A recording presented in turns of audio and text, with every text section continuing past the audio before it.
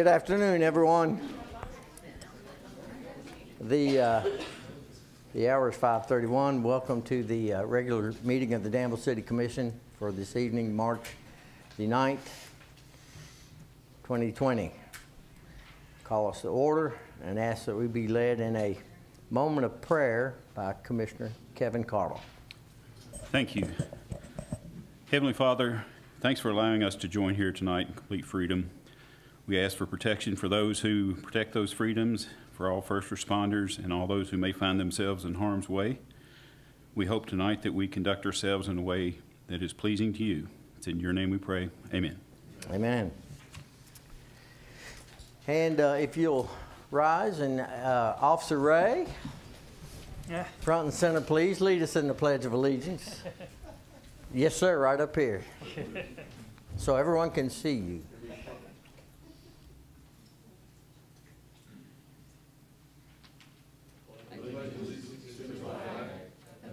States of America, and to the republic for which it stands, one nation, under God, indivisible, with liberty and justice for all. Thanks, sir.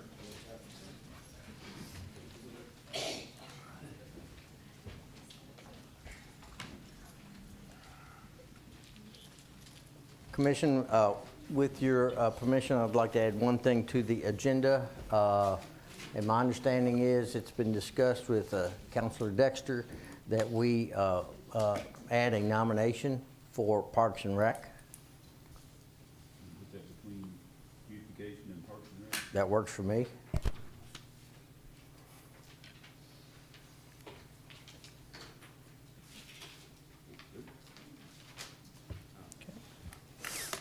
You're good with that?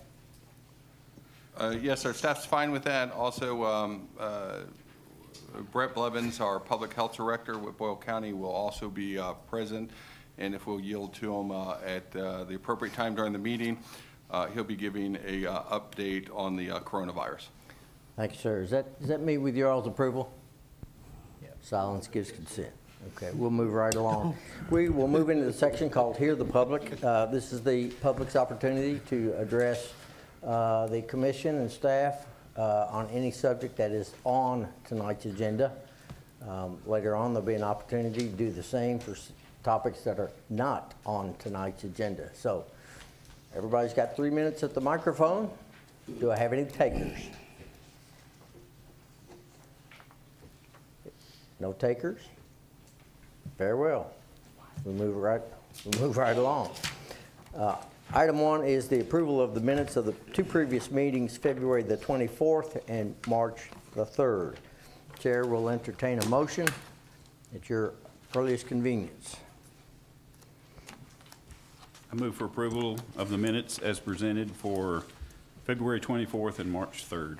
Thank you, Commissioner Cardle. Is there a second? Second. Thank you, Commissioner Terry. Discussion? Seeing none, all in favor say aye. Aye. Aye. Opposed, like sign. Motion carries.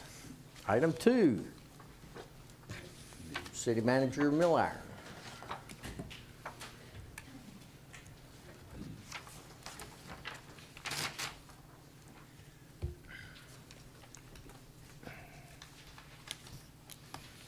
Chief, you want to come on out?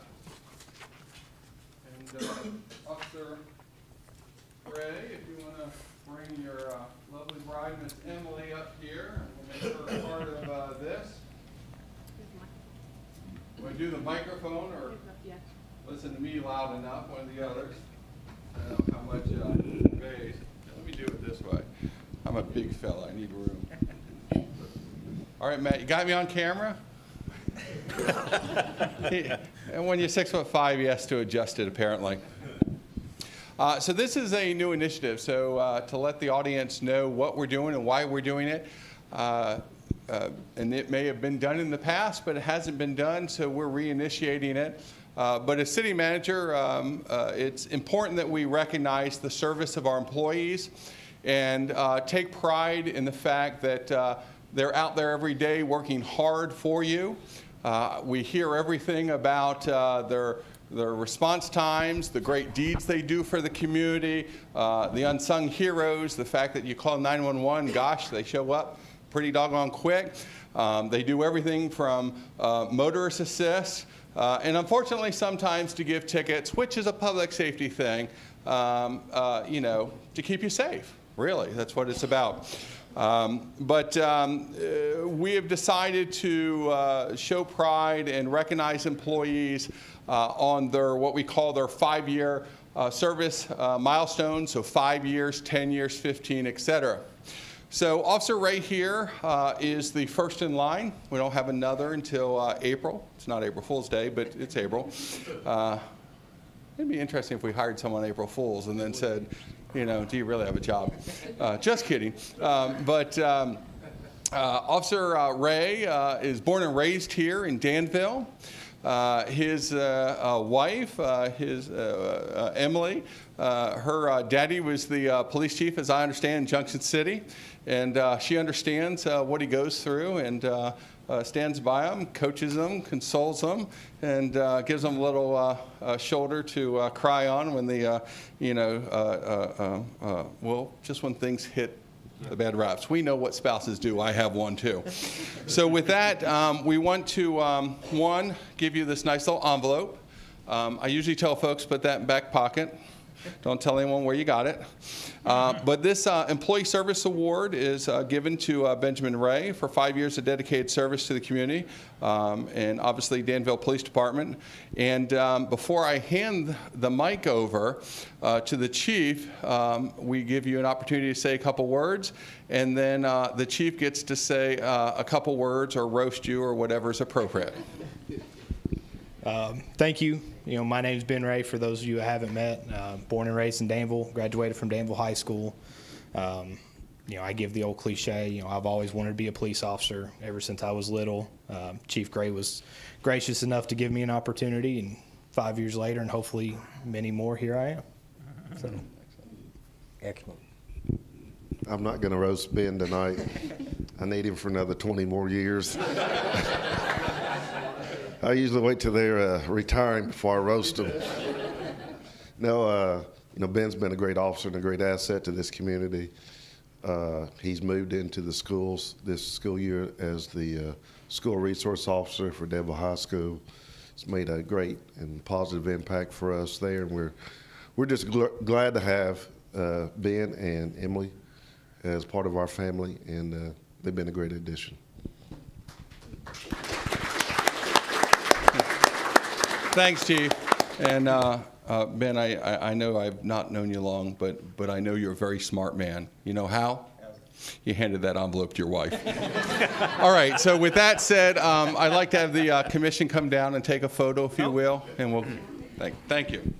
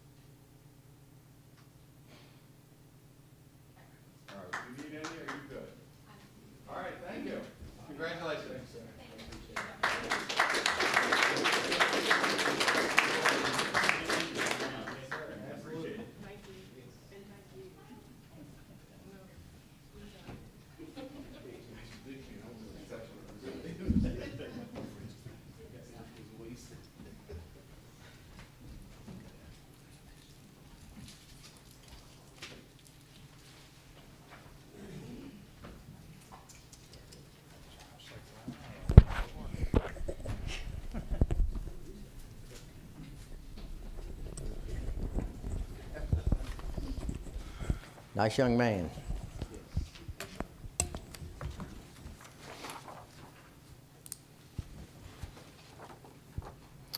Item 3 is an appointment to Beautification, and that would be appointment of Vince DiMartino as the representative of Planning and Zoning on Beautification. Jeff Baird's term will expire June the 30th of 21.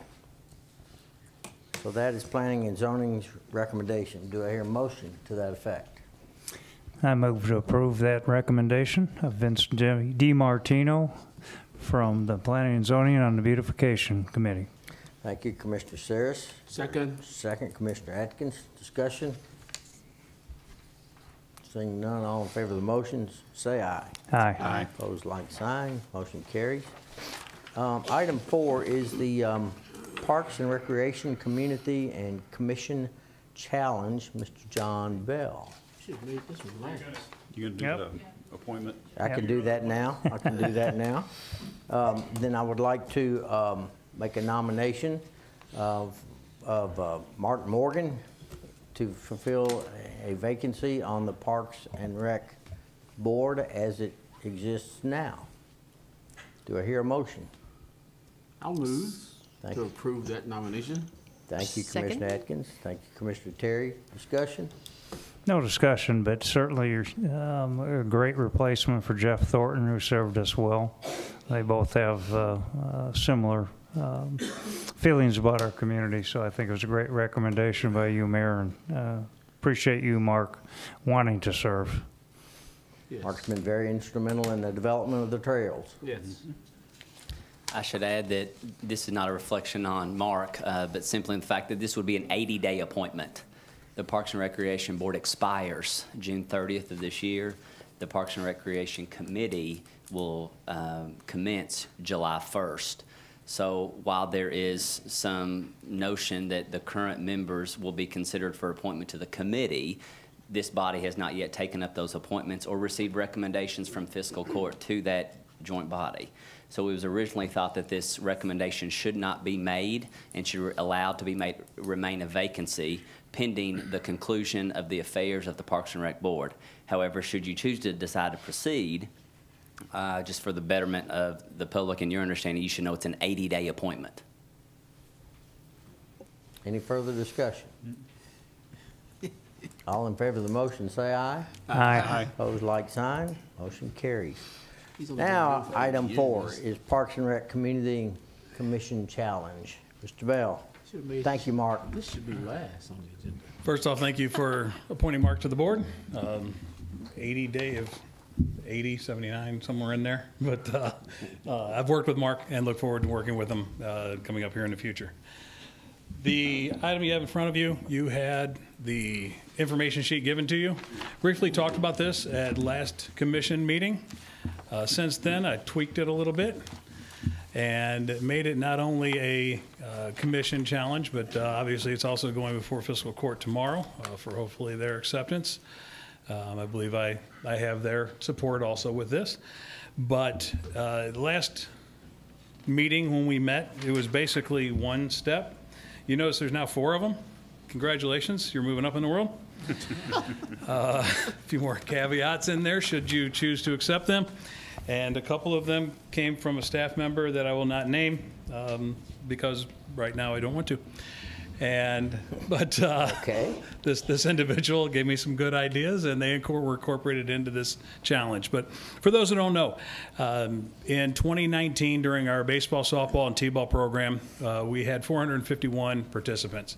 I am challenging the community first to come up with 500 registrations. Now, caveats. If we come up with those 500 registrations, if the commission and if the fiscal court so accept the challenge, on August the 4th, which is National Night Out, which is another program that we'll be working with the first responders with, there's certain tasks that are associated should the community meet the challenge of 500 registrations. They range from wear a dress for a day, including a regularly scheduled commission or fiscal court meeting. Commissioner Terry is not eligible for that one. Turn their phones off for a day and all other electronic devices, 24 hours, no electronics. Kiss a pig. Go vegan for a week. Shave their head or color their hair purple, whichever way they desire to go. Pajamas for a day, including a regular scheduled commissioner fiscal court meeting. Possibly sitting in a dunking booth for 20 minutes. Or the one that's getting some comments, taking a pie in the face. person delivering the pie to be determined. But Gotta pay to deliver. there is another caveat. I bet people will pay good money to give us Oh, a yes, pie in the that can be face. another fundraiser. Yes, that's why it says to be determined. But once again, the goal is to bring the community together and promote our baseball, softball, t-ball program, continue to see it grow. But the steps have been added. Yes, those tasks are listed there. And just to make it a little more interesting, you don't get to choose which task. Well, you don't get to identify which task. You will get to choose in a sealed envelope which one of those items you will be undertaking. But then for a donation to our scholarship program, you can choose which task. So if you fear, say, oh, I don't know, wearing off the pajamas, we'll just go with that one. We won't go with the shaving the head or anything like that. You can make a $25 donation to our scholarship fund. The scholarship fund is set up for those that cannot afford to participate in our programs. It is an anonymous application process. So this past year, as an example, we had 11 individuals that participated in the scholarship program to participate in our basketball program. So those are individuals that we wanted in our programs that just could not afford to do so. So the scholarship program is very important to us, and it continues to need to be funded. And it is funded purely by donation. So this was an avenue to increase that scholarship fund. Additionally, step 3 of the challenge. For every person over 500, I challenge the members of the commission to donate $1 to the scholarship fund. So if we have 512, each one of you would donate $12. Part 4 of that, I'm reaching out to the community part of the challenge. I have already had one, and this hadn't even been identified yet to the public, but I've already had one business that has stepped up and said they're going to match whatever the commission donates to the scholarship fund. So we're going to reach out to the businesses in the community. They are here to provide for the community. So are we. So is the city. So is the county. So we want to continue to provide avenues for individuals to participate in our programs, and we don't want the economic factor to be involved. So, like I say, designed to have a little fun with it, but it's also designed to give back to the community to where individuals can continue to participate. Any questions regarding what's laid out for you? And yes, this has been given to the advocate. So I assume if I go to the fiscal court meeting tomorrow, I will hear the same challenge? You're going to hear almost the exact same thing, but every time I Excellent. said commission, it's going to turn into magistrates. And it's on their agenda too. Just want to make sure. Absolutely. What does it cost in 2020 to sponsor a kid in the Little League? Our T-ball program is $55, and our softball, baseball program is $65 per participant. $65 for a kid playing Major League Ball? Wow, okay. Yeah. So a suggestion is add to your list of challenges that we consider sponsoring an individual child, shall and known. I have 2 mattresses so far. They've already stepped up and they're doing that. I'd love for the commissioners to do that also. That would be neat, yeah. I'm excited about it. It's gonna cost me $25 minimum. Not yet. Worried about 1 or 2 on the list? Just one. I can take care of the purple, but I couldn't, no, not about the shade. I can't unsee the thought of Phil Sammons in a dress. I just can't unsee that. So we'll pay the $25 for that one. Refrain from editorial comments at this point. Please. I think the challenge is for the 5 of us Demented person. to participate, but to do something we've not already done in a much younger life, Oh, well, then you've got to add some challenges for me then.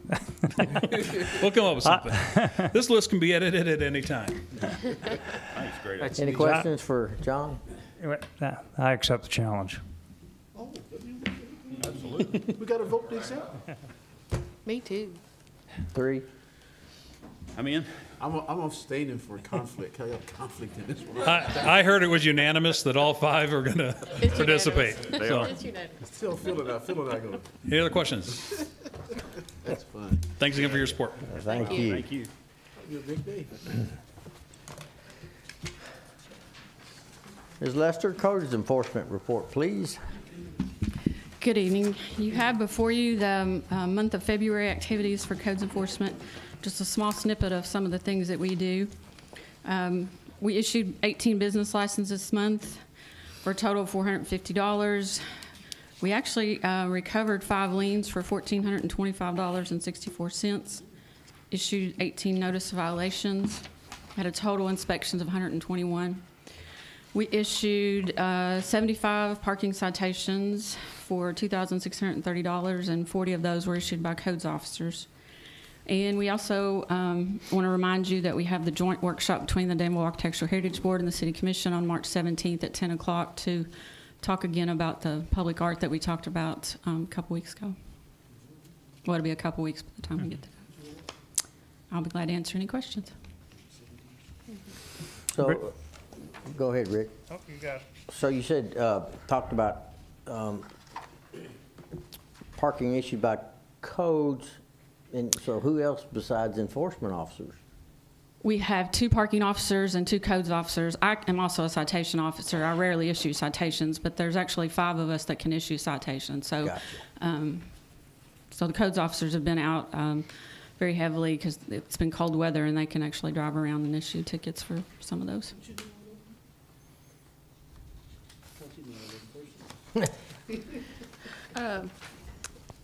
On the condemned properties list, number 1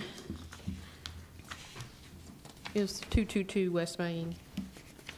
At what point do we remove that? I'm not sure. I will need to check with the codes officer and find out why that's still on the list. I know they've been in process of working with him, and I'm not sure why it's not been taken off. I will have to find out. Okay. Well, I'm assuming a certificate of occupancy has been issued. I would assume so too, but I will double check as to see why Ian left it on the list. There must have been a reason, and it All could have right. been an oversight. Yep. Could have been a partial as well.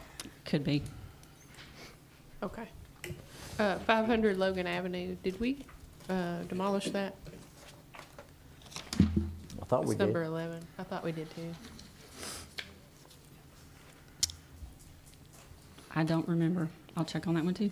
And then the other one is 213 Baughman Avenue. That one was demolished, I believe. Yeah.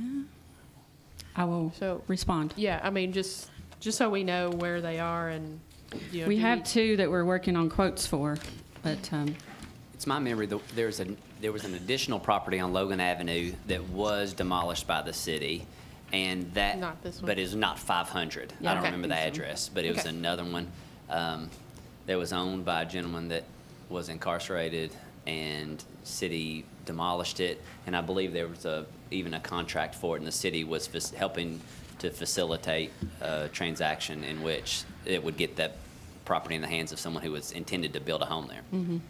But does the address remain on the condemnation list if it's Not been if we- raised? No, but it's not that property. It's Right, not that property. right. I'm Yeah. just asking, because Yeah. I'm pretty sure 213 Baughman has been raised. If that's the one I'm thinking of. It's on the corner. Yeah. I will check on that and respond. Again, Bridget, I think this report is really good. It's very inclusive. I want to ask a little bit of yourself and City Attorney. We had a pretty lengthy discussion on some of these liens that are hanging out there. I just want to kind of hit the refresh button. Some of these are pretty large. Are we acting on some of these that may be, at the highest level, like over $10,000? We can go back through that, and I'll be happy to present that to you next time. There are a lot of these that are actually already in litigation, and so the city is not always in the driver's seat. I would say we are rarely in the driver's seat. We're merely parties as defendants and interested parties when others who have larger interest in the cities pursue the foreclosure as the plaintiff. Sure. So we're simply filing pleadings, protecting our interest, and as the property progresses through the foreclosure process, then the city will recover its liens. Okay. just thought I'd hit the reset again because there's some Sure. pretty large ones sitting there. And it's probably good for us up here to know, for you folks to know what's going on with some of that stuff. But you're doing a good job. I mean, but it's good when we can close on some of this and get some of our money back, and it's great. I want to make another comment. You mentioned the next meeting with Danville Architectural Heritage Board. I felt like the first meeting went very well. I'm very optimistic about getting somewhere, and I appreciate the folks from the Community Arts Center and a few other folks in our community being here, and for this, my fellow city commissioners, allow them to comment in because we want that input, or at least I feel like we did. So it went well, and we'll look forward to the next meeting. Thank you. And we are still accepting comments and feedback. We have not received a lot back, so just for the general public to know, we are still accepting that, and they can call City Hall, they can email me, email Joni, email David, and any of us that they want to send that feedback to and get back to us, then we'll use that for next Tuesday's meeting. And that's pertaining to public art Yes, and or murals. And what's the time for the meeting on the 17th? 10 o'clock, 10 o'clock. St. Patrick's Day. We're green. Yes, it's, Make sure you wear your green. Mr. Mayor. Yes, sir. It is on the 17th. It starts at 10 o'clock. Hopefully, we'll be wrapped up by noon because we have a staff potluck. The commission and the architectural board is invited to come down and partake. But if you all continue your meeting past noon, there might not be food when you get there. So just be mindful.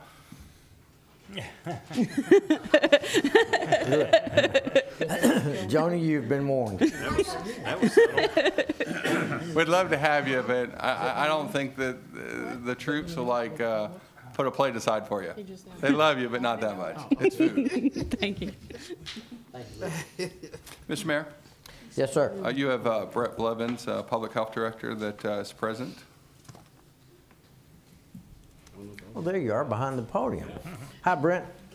Would you like to share with the community where we are on this virus? We'll do a little corona, how's that? There you go. Talk a little bit about it. A couple things just to keep in mind with this. This is a community-wide thing. It won't end up being just a one-person, one-agency type thing. So that's real important for all of us to know right up front, that it'll take all of us looking at that. Probably most of you know what it is. We call it COVID-19. It's a virus. It comes out of that same type of family as the flu. So that's because we don't have a vaccine right now, because we don't have anything else, we consider it like the flu and telling people on how to deal with it. That's kind of our best advice at this point. And that goes for everybody, to utilize that and those common things. Wash hands. Somebody's sick, stay home. Don't be right in front of somebody who's sick, even though we have some agencies that have to do that, but the nature of their job, those common things that we do with the flu anyway. So just to give you an idea, we've already had about conversations with probably 30 to 40 different agencies in this community in working on their plans and how we would respond. We started that more with the hospital, and just because we're fortunate because we have a regional hospital here, but it's also one of those things where they also draw people from a lot of counties around us. It's not just Boyle County, Danville. So we started with them just to get an idea. The good thing about our hospital is they've practiced, they have a lot of procedures process already in place, so that's a real benefit to us as a community. Then, you know, we've worked with Center College, we've worked with a lot of different agencies, the schools, continue to work with them on their plans and what that would look like. And I don't really consider it if we get a case. I just always look at these things of when we get a case. Because if you look at the history of the viruses, you know, it wasn't that long ago we were talking about Zika, we were talking about Ebola, H1N1. It's just whatever's in line next is what we're kind of looking at. So I just look at it when it happens, here's what we're going to do. For you guys, something to keep in mind that we talked today with EMS and the fire department, and I always say a plug for these guys. These guys are the ones that do that frontline work every single day. And man, they're good at what they do. Because they're so good at what they do, they probably put themselves at risk sometimes that a lot of us never would, but these guys do it. So I had some comments with them, some recommendations on when they respond for the time being, Instead of maybe having 3 or 4 or 5 people in the room, rush in, or not rush in, but go into the room, let's have one person go in. If it's safe, you got to make sure it's safe. Have one person go in, maintain a good distance away, if possible, from the person they're there. Find out if they're going to need more people to come in, and then if needed, then we can get more people in. Because what you start looking at with this is, if 4 or 5 people run into that room initially, in EMS, fire, whoever it is, and it truly is a COVID-19 case, and all of a sudden we've got that many people exposed. I don't know how many people work for EMS, but if you do 5 people at a time, you're going to be out of people pretty quick that can actually run an ambulance and pick up people. So let's minimize right up front what we know we can control a little bit. And then as needed, bring in. They're also really great about wearing their PPE, protective stuff, and that will continue. However, as you know, if you paid much attention to what's going on with the COVID-19 thing, there's a shortage on masks and some different things like that. So they're also having to deal with that as they go along, and how to conserve, when to use those, when's the appropriate time, when do we need to adjust that. So what I'll ask from you guys on that is just to understand, which I know you do, but understand what they're trying to deal with and trying to conserve those resources, but also trying to conserve the people power, and making sure that we don't get in a spot where all of a sudden we've got 10 of those guys that are self-quarantined for a period of time, or even worse, have to be quarantined somewhere else because they've been exposed, and we're really running short on people to man the ambulances, and also the fire. This isn't just ambulance, this is fire, because those guys respond too to do that. So definitely, as you hear that, I'm also requesting, and we're having conversations about this now, if it's possible legally or however that plays out, to be able to maybe add a question that if somebody calls into dispatch, instead of that just going immediately out to EMS or something, but dispatch being able to ask a question of, hey, have you been around somebody that you know has been exposed to COVID-19, or have been in an area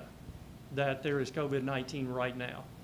If nothing else, that gives the first responders a little bit of play in their head to say, all right, we know that we possibly have a potential person that has been in this situation. We definitely need to try, as soon as we get there, before we go in the door, make sure that we're doing the appropriate thing as far as if it is truly a COVID-19 case. So those are some recommendations coming out of that, that it is very important, I think, that as these guys work through these, and if they come to you all, or however that process works, to definitely take that to heart, to consider those. It might be changes in policy, it might be changes in procedure that they're requesting, but I do feel they are very important for this community. And that would be, you would probably hear this in whatever community you're in Kentucky right now, that people would be saying this. As to my knowledge right now, we do not have a COVID-19 case in this county that I know of. The way that process still works, we still send those up to the state lab to have testing done. The state still controls those tests. However, a change in that you will probably see in the news this week and then going into next week, private labs are now starting to come online with private tests. So you will probably see more people possibly it's either billable through their insurance, or they'll pay for their own test to find out. And if that's the case, I would assume we will see the numbers of COVID-19 positive cases in many communities go up. I don't know that it'll be here, but it could be anywhere. Just by the nature of more people being tested, there could be more positive results out of that. A lot of efforts going. Again, I can tell you, we are so fortunate in this community to have the EMS, fire, response, emergency management, all these people who do this. I go to other counties that do not have anywhere what we do, and it is so good to have that. It's also good that they also get along when the need comes up. We've got agencies that work, that will figure out how to work together and get done what's needed. So those are just some basics on that. I'll be glad to answer any other questions. If anybody's got anything, I'll be glad to tell you. Questions? I have a quick question. We're sort of coming out of the flu season. Does the risk go down for the COVID-19 as well as the flu? Or is there really a lower risk ever? Almost anymore sometimes with the flu. It seems like it's year-round. It just does. I'm not going to say with COVID-19 it's going down yet. the hope is that as we get to warmer weather, you get people outside, you get them away from each other, schools get out, we don't have everybody in one location, that's what happens. And that's typically what we look at for the flu. Sometimes spring break is a welcome when it hits in late March, early April, because it gets people, again, scattered out. And those sometimes can really help. We just don't know on COVID-19 yet. This is just a guess. I think we will see a number of cases come about positive long before we'll see it going the other way. I just think that's kind of the nature of virus, of how that works. And just keep in mind, there's no vaccine yet, and there probably won't be a vaccine for a while. We tell people those flu things, but I also encourage people, if you have not had a flu shot, and I know there's different opinions on the flu shot, I get it. But if you have not had a flu shot and you're even thinking about it, this is a year to go try out the flu shot. Because if you're protecting yourself already from flu, your immunity is going to be a little better than it would if you're not, that healthy already to start out with. It does look like right now that it's really affecting more older adults than anybody, and particularly people with comorbidity type things that have already got another issue going on. So that seems to be the age group right now. That could change, but that's kind of where it seems right now. Brett, you mentioned pop-up labs, and certainly we all have primary caregivers, but can they come to the health department if they feel like? No, all of our tests come from the state lab right now. We don't have any on site, and part of that was due to there was such a limited amount of tests to start out with.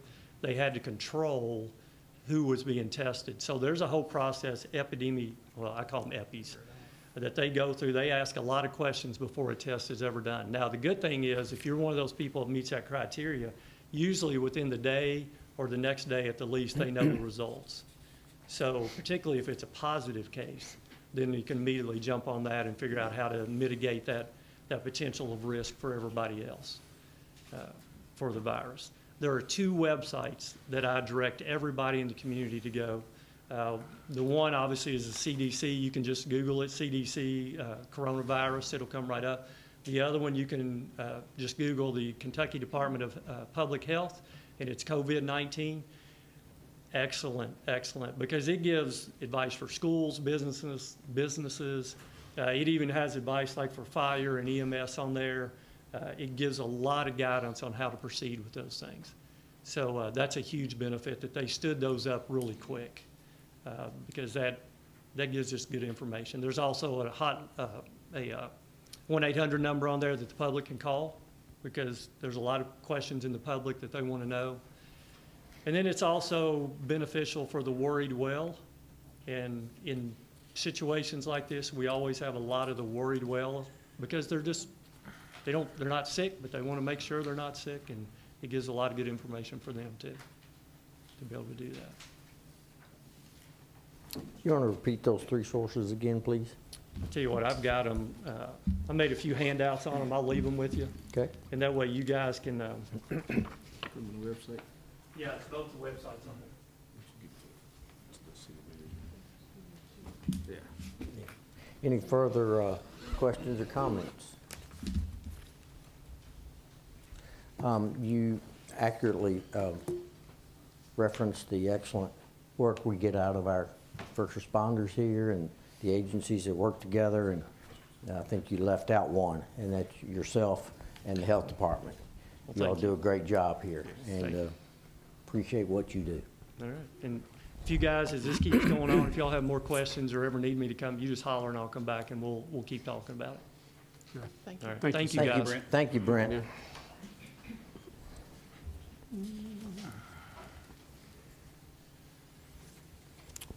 All right.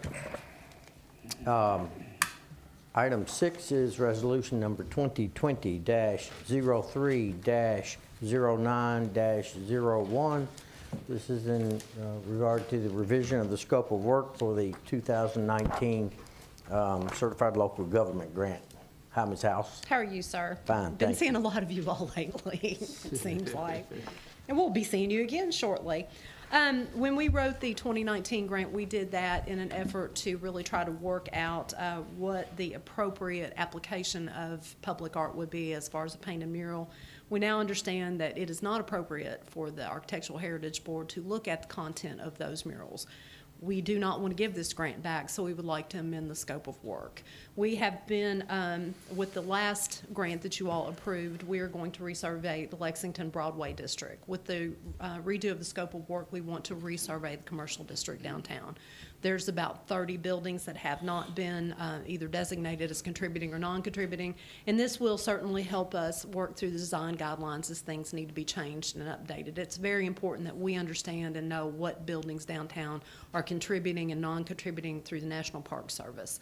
There's some criteria that they have to meet to be contributing, and we don't really have an accurate listing of that. Most of those surveys were done in the 80s. So basically, and this is actually going to be a little cheaper on you guys as far as output, the majority of the money will come from my particular service as staff. So it looks like we'll end up about $388 to pay the consultant to help us with this, and about $120 in printing. So it's a little cheaper, and although I'm sorry we won't load you guys up and tour around, I think this is probably more beneficial for the city than looking at art that we can't really look at. So, and I'll happily answer any questions you have. I'll make a motion that we approve Resolution 2020-030901. Second. Thank you, Commissioner Cottle, second by Commissioner Terry. We are in discussion. If there are any questions? Seeing none, all in favor of the motion, say aye. Aye. Opposed, like sign. All right, and I will get you out by noon. We want to have lunch. I promise. So we want to, I'm on notice, so thank you all very much. Thank you. All right, item 7 is the first reading of ordinance number 1945. This is the Baughman Avenue zone change. Mr. Hunter? Thank you. I think Matt's going to put the slide down, or the screen, simply because I'll spend as much time as you guys want on these zone change cases. But there were some items on our PowerPoint that were presented to the Planning Commission that were more just illustrations that I can show you on this that weren't in the staff report. But I'm assuming each of you got the staff report in your packet? Okay. I'll just start with the Planning Commission met on February 26, 2020 with 8 members present to conduct a public hearing pursuant to KRS 100-213 and Article 3 of the zoning ordinance, basically to hear a zone change request, and I'll talk about that in a second, on this property right here that you see on Baughman. This is the property, 4.21 acres on Baughman. It touches Franklin at the termination of Franklin, and then it has a 50-foot strip that comes out here to Baughman, and its actual physical address is 313 Baughman Avenue, and you guys mentioned a house being demoed. This house has been demoed here, but there's a strip of land that touches this property. You can see a little better on the zoning map right there because you can see the zoning and the parcel layer. And what the applicants basically came before the Planning Commission to do was to request that the R1A zoning be rezoned to a new category called R1C, which is a smaller lot, single-family district. But before we mention that, I want to point this out. This is the future land use map. And again, this shows the property. These properties, this zone change and the one that's coming after this, had to go through 2 steps before the zone change went through the Planning Commission. The future land use map is always looked at and reviewed as a compliance technique when the zone change comes before the Planning Commission. And the applicant has some choices at that point. If the future land use map, for example, if you were wanting to zone this property right here and the future land use is low density, and you wanted to do something different than low density or something that fits that, you have 2 options. You either go forward with the zone change knowing you're not in compliance with the future land use map, which makes it a little a tougher process, or you can procedurally file an application to amend the future land use map. So this applicant actually went forward to the Planning Commission month before and made an amendment to file a future land use map amendment to moderate density. And this is a kind of this was used at the future land use map case, but I think it's interesting because this is a broader shot of the neighborhood. And you see that we have multifamily, which is the red. We got moderate density as well as low density as well as commercial. So when you look at the general area, or what we call the surrounding area, this application to amend the future land use map to moderate density, the Planning Commission passed. unanimously to make that change simply because it fit the general character of the neighborhood. Now, what I didn't mention is what is moderate density. Low density is single-family detached residential up to 5 units. Moderate density lets you go over the 5 units but not beyond 16 units, and it can be detached or semi-attached or even attached single-family. High density gets us over the 16, and then we have all other kinds of future land use map designations. But the applicant went forward then with the zone change after the future land use map was formally amended to zone it from R1A to 1C. And the advantage of the 1C district, it allows the density to be higher than that 5 units to the acre. And what the applicant is proposing, and that's why I wanted to show you this exhibit, because not all these were in your packet, is to do some single-family detached and some single-family attached, but this would be 100% a condominium association. There would be, this would be a private internal street. These would be condominium units similar to Saddle Ridge. So the buyers would buy their unit not out to the eaves, not to the walls. They possibly would get a little bit of the yard, but there's going to be a ton of common space in this development. And again, this is what was not in your packet. The developer had some architectural renderings done of what the units may look like. This is an interesting exhibit because it kind of shows us coming from Franklin, coming around the corner and heading towards Baughman. And again, you see the different style. Some are 2 stories, some are 1 story. All of the units will have a garage. The developer made commitments on architectural components that they would have some stone or brick. They made conditions on the number of units, the minimum square footages, and those were in your packets. Some of these will be twin homes. Again, these will be units that you will purchase. All of these will be condominiums, and there'll be mandatory requirement to be in the homeowners association with dues and et cetera. So again, wanted to show you this because everything kind of was a work in progress, and these were just conceptual exhibits that we saw. At the same time, from the future land use map case as we move forward, they're just working through kind of layouts. None of these are the final layout because this is just the zone change level. At some point, the developer will have to make a decision on what his final layout is and actually file a plat. But this was the first option that kind of showed a cul-de-sac coming off Franklin, and obviously one of the concerns was that all the traffic then would flow through Franklin as opposed to get to Baughman.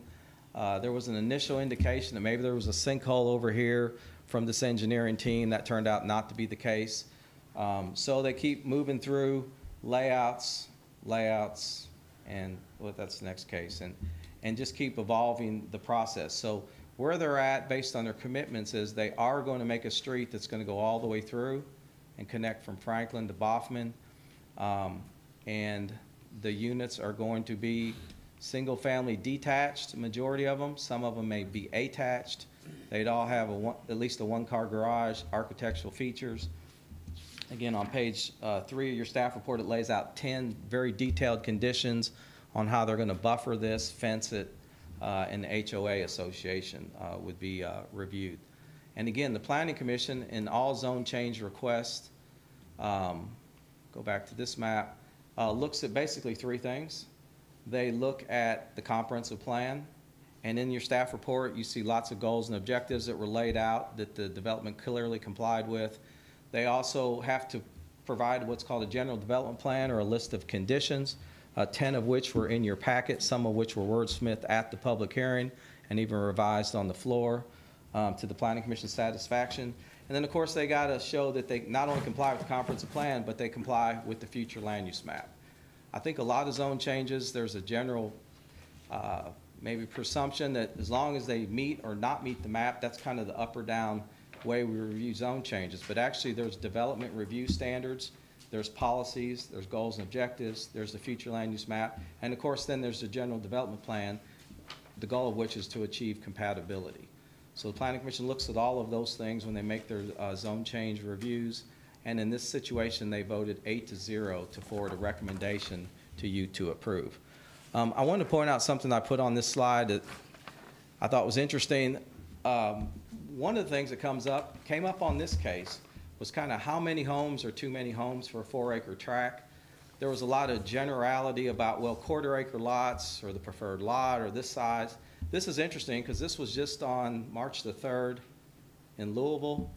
200 homes going on 22 acres. So you can do the quick math right there on density numbers. Those are single-family units and apartments together. Obviously, Louisville is one of the fastest-growing cities in the state, and you can see some of those apartment costs are going to be between $950 and $1,400, as well as single-family. And then, interesting enough, Bowling Green, the other one of the fastest-growing cities, just did on 20 acres. This was just last week, 60 family homes and 120 apartments on 20 acres. Same night, they did 16, I'm sorry, where's that at there? Yeah, 48 units on less than 2 acres. So I think that what we're trying to say here, and I think what the Planning Commission is looking at, is density is where we're trying to achieve. We're trying to use up the land the best we can in Danville. And I think, you know, thinking at quarter-acre lots or the preferred lots, the developer in this case is going to try to do condos, approximately 30 to 35 on the 4-acre tract, puts that density at about 7.75 units to the acre. So again, that's not real high density, but I think for some of the neighbors that attended the meeting, they thought that putting 30 homes on this tract was maybe too dense. But again, the older 50 kind of year old pattern of creating quarter-acre or half-acre lots is really not achieving the density directives of the moderate density or even high density that's in our comprehensive plan. And we have specific policies that say that we do want to develop in a more denser fashion when it's compatible with the neighborhood, but we never go more than 50% denser than anything that's in the surrounding area. So that 7 units to the acre met that 50% threshold for the Franklin Baughman area. And again, we looked at more the general area as well as the density that adjacent touched it on both sides. So I'll be glad to answer any questions you might have related to this case or in the development conditions. They're on page 2 and 3 of your staff report that the developer made that'll run with the real estate if approved. Steve, how wide is that entrance off of Baughman? 50 feet. 50 feet. How wide is Franklin? Franklin's approximately 12 foot. It has very limited right-of-way. It's narrow. The right-of-way is not much wider than the pavement. The developer's planning to put an 18-foot private travelway, private street that will come off Franklin and go to Baughman. One of the conditions that's in there that I think was a nice addition was all the construction traffic has to come off the Baughman side. No construction traffic can utilize the Franklin side. I think there was a lot of discussion on which way the traffic might flow. It's hard to predict that right now until the homes are constructed on one end or the other. And of course, not all these are going to be built at one time. It's probably going to take 5 or 10 years to build out the 30-some units. It seems to, I wasn't in on the discussion, so you may have talked about this. It just seems based on that drawing that if you came in off Baughman and then had it cul-de-sac down here before you got to Franklin, that might alleviate some of the Franklin residents' I actually agree. What we did with the developers is go see the public works guys. These are 2 city streets. Talk with them. I think they did go meet with the city, and I think the indication was they preferred to see at least an entrance to Baughman, not a dead-end entrance to Franklin. But I think at this point, it still could all change. I think the developer is still bound to meet the requirements of the city. I think the developer was okay with doing either. This shows the cul-de-sac coming off Franklin. As you're describing, Commissioners, you know, you could do it the opposite with the cul-de-sac coming in the other direction and make it a one-way. But at the same time, then we've got a one-way subdivision. And the developer pointed out something interesting at the hearing. Right now, Franklin is a dead-end street with no way out, and it is narrow for the residences that are on it. And as the developer pointed out, I'll go back to the aerial, you know, if you live back here and there is an issue, it's tight. This actually provides a relief valve for the Franklin residents to get out to Baughman. So again, you know, just using some common sense, if these homes are in here, the likelihood they're going to go this way versus straight shot. But the homes here, yeah, the traffic's obviously going to split probably in 2 directions just based on personal preference. But I think the developer rightfully pointed out that this at least gives Franklin a terminus, because right now there's not even a way to turn around as you come down this street because it is so narrow. Of course, the city could require them to upgrade street. I mean, all that's on the table, but that's more a discussion at the plat level with the developer and the city engineering staff. Steve, I may have misheard you. Your last comments lead me to this question even more, making it more appropriate, I believe. Did I hear you say that it might be a private driveway that they're contemplating? It is going to be private. It's going to be a condominium association, so there'll be a plat submitted. All the units will be condominiums like Saddle Ridge. That'll be a private travel way, but they're going to leave it open to through traffic like any other commercial travel way, or it's going to be 18-foot wide. So it won't meet the subregs of a city roadway. That's not their intention. They are going to fence, maybe even gate, maybe, or at least fence to buffer, but no, it's going to be a private maintained travel way into the future for the HOA association. Then if that is the case, then the residents of Franklin should not use it. They're okay with that though, as a cut through. I wouldn't think I would want that as a developer, but they were okay with that. Yeah. I just, the series of questions is posed to this result in mind. We have one other development in town that tried to employ this same strategy that has led to multiple conversations of confusion and angst and confrontation with the city, in that there's an expectation, not on the developer's level, but after transfer, what do you mean that's not a city street? Yeah. That's why there's going to be mandatory participation in HOA with dues. Well, they have that in the other subdivision that I'm concerned with as well, and which is an ongoing consideration and one that we're trying to resolve. We're talking about the one that they wanted to be city streets. Yes, but if they're not built to the standard. No right of way, if they're not built to the standard, they never can be city streets. But you still have a group of a nice-sized residences that have an expectation of city services. They're within the municipal district. I'm just saying that may be somewhat of a bone of contention moving forward on a conceptual plan or development plan that the city may need to consider. Probably not appropriate for the zone change discussion tonight. I'm admitting that. However, there are questions of concerns with that pattern, because we know that pattern leads to problems. Only thing I would say is it's one of the things as we continue to evolve that it's easy to look at as single-family residence and think like that. But when you look at the commercial sectors and office, how we share travelways between developments, not everything's a public street. Think about Walmart, or if there's something behind there's travelways that coexist, create connectivity that just stay private into the future. And yes, there's always an understanding or maybe misunderstanding what is a city street, what's not a city street. But I think the developer has that option under the condominium regime to create that private travelway. I guess what you're saying, Stephen, is the question is then do you let the city street connect to that? I think in the connectivity realm, it's probably best to allow as many connectivity options as we have. And sometimes travelways tend to serve those in between two public streets. I don't know that they have you can guarantee the residents of Franklin Avenue, Stephen, correct me if I'm wrong, that they have a right to use private street. The developer, the condominium association could gate that at both ends. They could. That's not their right. intention. So I think that's a fair representation of what that would look like. Yeah. Right. If I may chime in, intent as to what is now versus what is in the future is always a concern.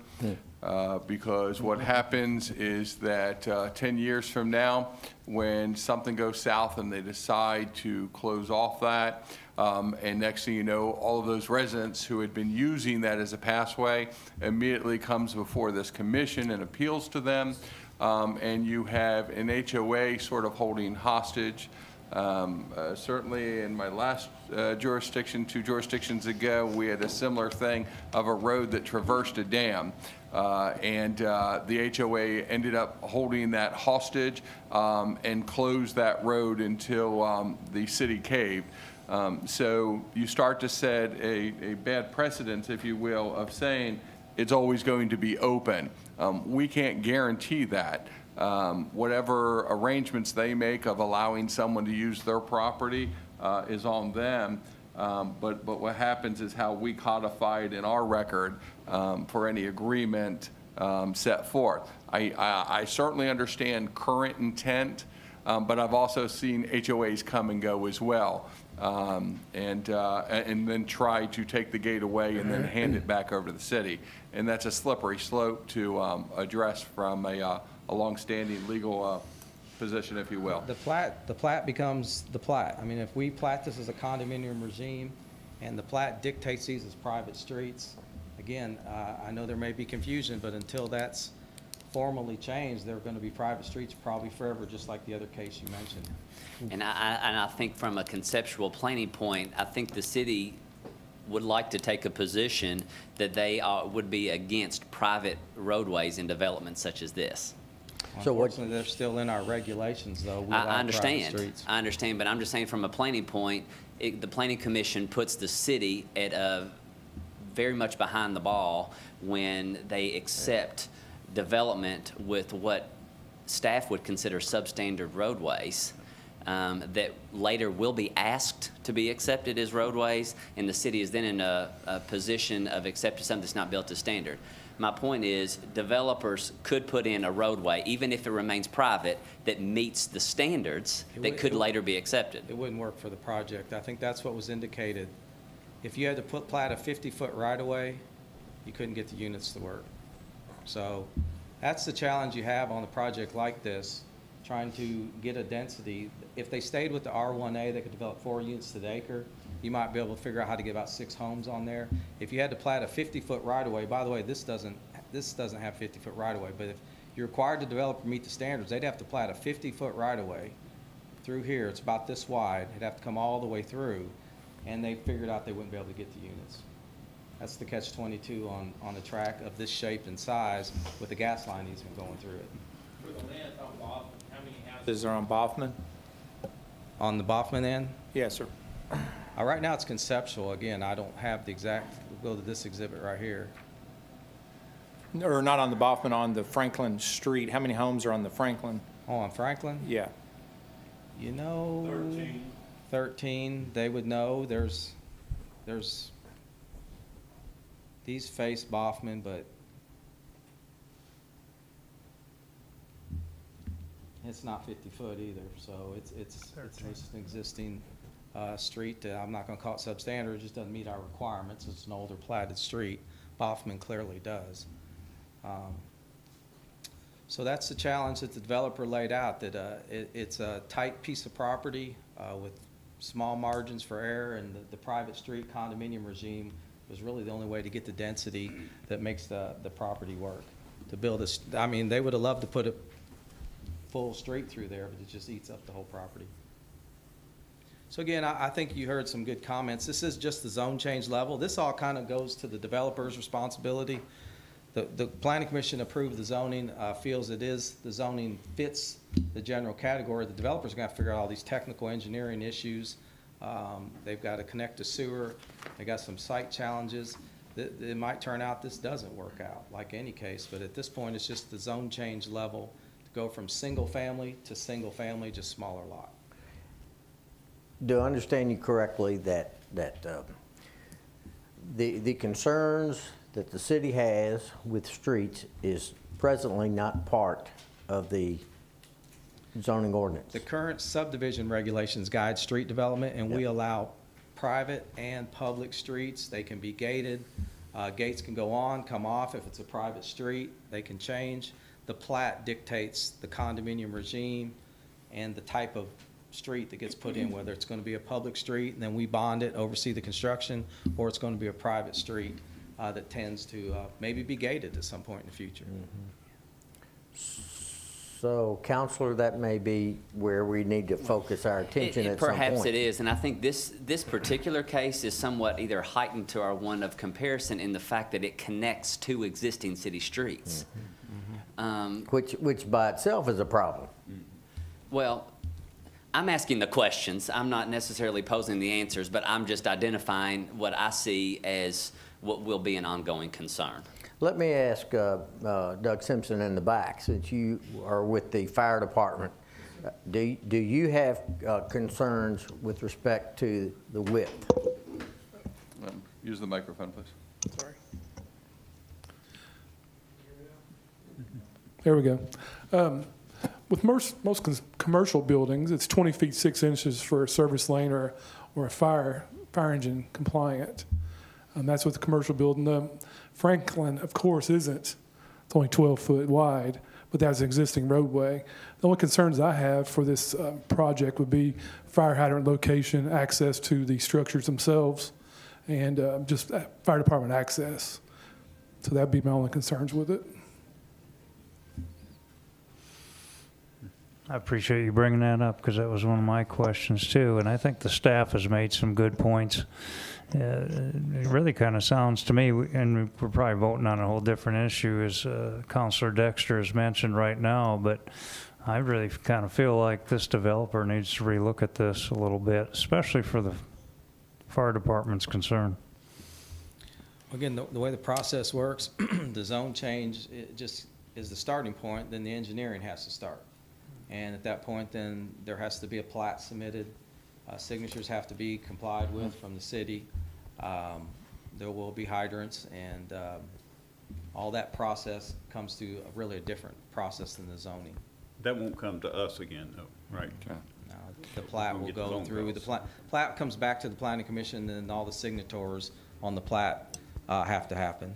And the fire department always is welcome to chime in on the plat or anything of that nature. Let me ask you about this area here, because I noticed in the development, he leaves that out.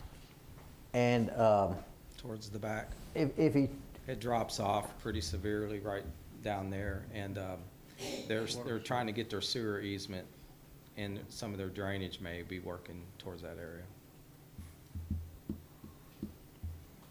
It's a challenging 4 acres. It's sat there a long time. I think it's had some other proposals in years gone by. This developer indicated, again, to try to develop it at the R1A densities simply makes the property not feasible to develop at all. That's why they needed to get the density up a little bit. And I think they'd be amenable to a 20-foot, or the road width wasn't the issue.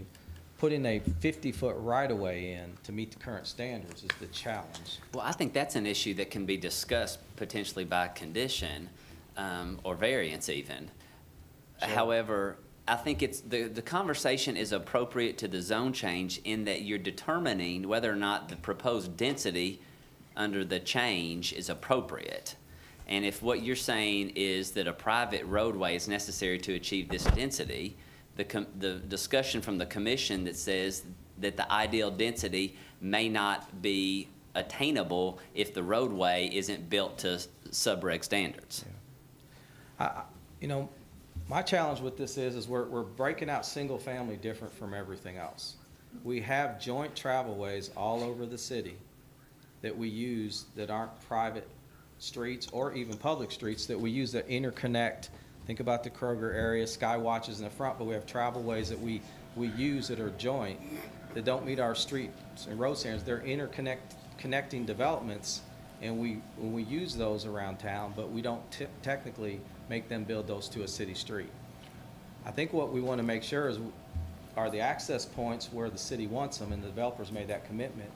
But at that point, to say we're not going to allow private streets or we're not going to allow interconnectivity that are private travelways, we don't have the bypass out here, but I see the problem in the single family, but when you get into a lot of new multifamily development, all of that's going to be private travelways. It's very rare you're going to see apartment complexes built in your community and they have public streets that run behind them or beside them. They're all going to be private travelways that interconnect those buildings. It wouldn't be feasible to build public streets all over pieces of property and then get buildings, especially in the commercial sector, to make that work. Walmart's a good example, you know. But we do have publicly dedicated ways on Walmart and in front of Ridgefield, and well, those are that's a commercial they're actually zoning. dedicated. That's commercial zoning. Right. I mean, that's a little different animal than residential. The suburbs don't differentiate the private, public between single family and commercial. We just have one standard in the suburb. But you know, like Skywatch Drive in front of Kroger, I mean, that's a public roadway. I mean, it was, and then when the Ridgefield Center was redeveloped, I mean, we worked closely in realigning right-of-way and even varying some of the setback and sidewalk requirements and things of that nature in order to facilitate development of the AT&T building and Starbucks and things of that nature. So again, it's.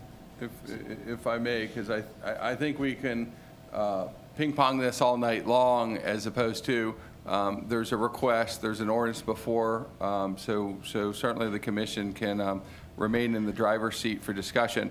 From a staff side, certainly we want to remain pro-development. I think the commission also. This is the first reading. What I would recommend to the commission is if we go ahead and read the caption, recognize this as first reading, and we've got another meeting, and then perhaps, Steve, you can coordinate a meeting with the developer and staff, because some potential novel ideas are, they have a pro forma. So what I keep hearing is, well, they can't see it to work on the current cost. Well, there are things that the commission does have the authority to do. For instance, it could look at a development agreement and potentially alter tap fees so that ultimately we get the size road long-term that we need. So we want to be a little bit more creative, if you will. So what I would recommend is at the time that the commission wants to wrap in the dialogue here, go ahead and read the first caption. And then certainly, Steve, I'd recommend a meeting with my team, and we'll throw some spaghetti at the wall, bring in our city attorney, and see what maybe we can counter proposal that will suffice some of the concerns. But ultimately, as we know, it's a commission decision. And I agree. The Planning Commission, what we don't want to do is be in the position we're engineering the developer's project. They have an engineering team. They need to meet with the city folks and work this out. Nathan can get with the city, and again, it's ultimately your all's call, but I don't think our staff wants to try to engineer this site or tell the developer how to develop his condominium association. That's kind of his to sort of figure out. So we can pull all those folks together, and they can kind of, but I think they're open to about any suggestion, because again, they actually like the other cul-de-sac idea at some point in time. I think that would be a good end. Ultimately, the city doesn't want to be in a position where you approve a zone change and then it's left to internal review and engineering, and then they say it's not compliant, or we don't want to do it at that point or accept it, and then you're left with a developer who has approval from the Planning Commission and this body, and yet it looks like staff's a roadblock. So we'd rather get in the conversation earlier, I believe, and be able to vet it. And lastly, let me point out these conditions on page 2 and 3, these 10 conditions. If the zone change is approved, they go with they run with the property. They would be recorded in that fashion and would run with the real estate forever unless they were amended formally, just like the zone change again. So those are the developer's 10 conditions that they agreed to, including one that says being in compliance with the subdivision regulations of Boyle County. So what we can't do is probably reword these without going back to the P&Z, though. That would be the only tricky thing, is if we had to change the conditions, we really needed to go back to the Planning Commission for a new hearing. Would it be appropriate just to table this, move it off the agenda? What I recommend is that you move forward with your first reading and read the caption in the record, and that gives you time between now and the next meeting certainly for staff to engage. And we'll always have a recommendation for you subsequently, but ultimately the commission is in the driver's seat, so it's really the will of the commission. Before we move any further forward, I would just like to disclose that I will not be voting on this issue. Sometimes my day job and this job bump up against each other, and I was involved in the transaction of this property. Well, I think there's a message needs to be sent to the developer and to the staff then, is that there are certain components that we're concerned about. And I guess one being the issue about the road. And I think the other issue that I've heard from several people in the community is the number of houses being proposed is an issue. And then the Baughman Avenue entrance, and then the Franklin Avenue width. That those are some things that I've heard from different people. And I guess the real biggie is creating something new that's going to create a problem for emergency folks to get in and out of would be another issue. So. I know it'd be hard enough just for the mayor to turn his vehicle around in that, so we do need to engage. Just saying. His motorcycle? I wish it was a motorcycle. He's got a tank and then some. He's in 2 counties before I can even get to the state line. So. Do I hear a motion for the reading of the ordinance for the first reading?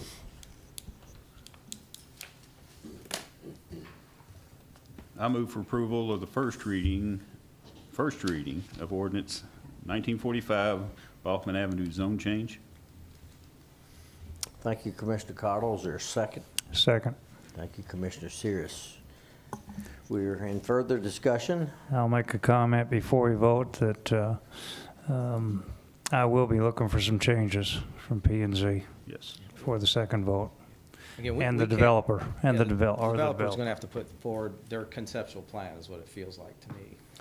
And it seems to me in a broader stroke, Counselor, we need to get in on the regulations with respect to the construction of streets, because they are going to at some point come back to the city. I won't be here, but they'll come back to the city and say, will you please take our streets? And we don't need substandard streets. Well, there's something fundamentally different to me from the private driveway that would be run behind Charleston Green and the private driveway that would connect to publicly traveled city streets. And so I think there is a place for private driveways, certainly, but there are also many distinctions between what could or could not be acceptable. And Steve, remind me, this could be a change in the process, but typically doesn't a developer provide a concept plan at the zone change process? The general development plan can be graphic or written. They chose to do the 10 development conditions as opposed to a conceptual layout, because at this point they couldn't really iron down the condominium regime with all their covenants and all that at this point in time. So I it think can be a combination. The commission would be typically used to receiving an actual zone change plat and a concept plan on full-size models that they can kind of step into a little bit easier. That would be that. Unfortunately, we didn't really feel that was ready to be a concept plan. The general development plan requirement could be written or graphic or combination. Okay. That is the zone change plat minus that layout of the street, and it's just too premature at that point in time. And the planning commission is just looking at compatibility of the basically 35 units to the general area in compliance with the comprehensive plan and future land use map. So on item 5 here on page 3, it says the property will be developed in compliance with the subdivision regulations of Boyle County, Kentucky. That's where we need to dig in and amend those. Currently, those allow private streets that interconnect how they interconnect. Right. But I think the commission could say, you have to decide ultimately whether the proposed change is acceptable. So you have a couple options. You can approve the recommendation of planning and zoning. You can deny the recommendation of planning and zoning. You cannot attach specific conditions without sending it back to the planning commission. Or they can have a new hearing. Or you could have a new hearing. You got 3 options. We have had one new hearing, I believe, since in my tenure on one matter. But if you want to add conditions, you'd have to have another hearing. Yes, correct. Which is what I would prefer to do, since we do want and we do need housing of this nature. But at the same time, I think the taxpayer, the city, needs to be prepared to assume responsibility for a street, road that meets our standards. So I would like to see us, I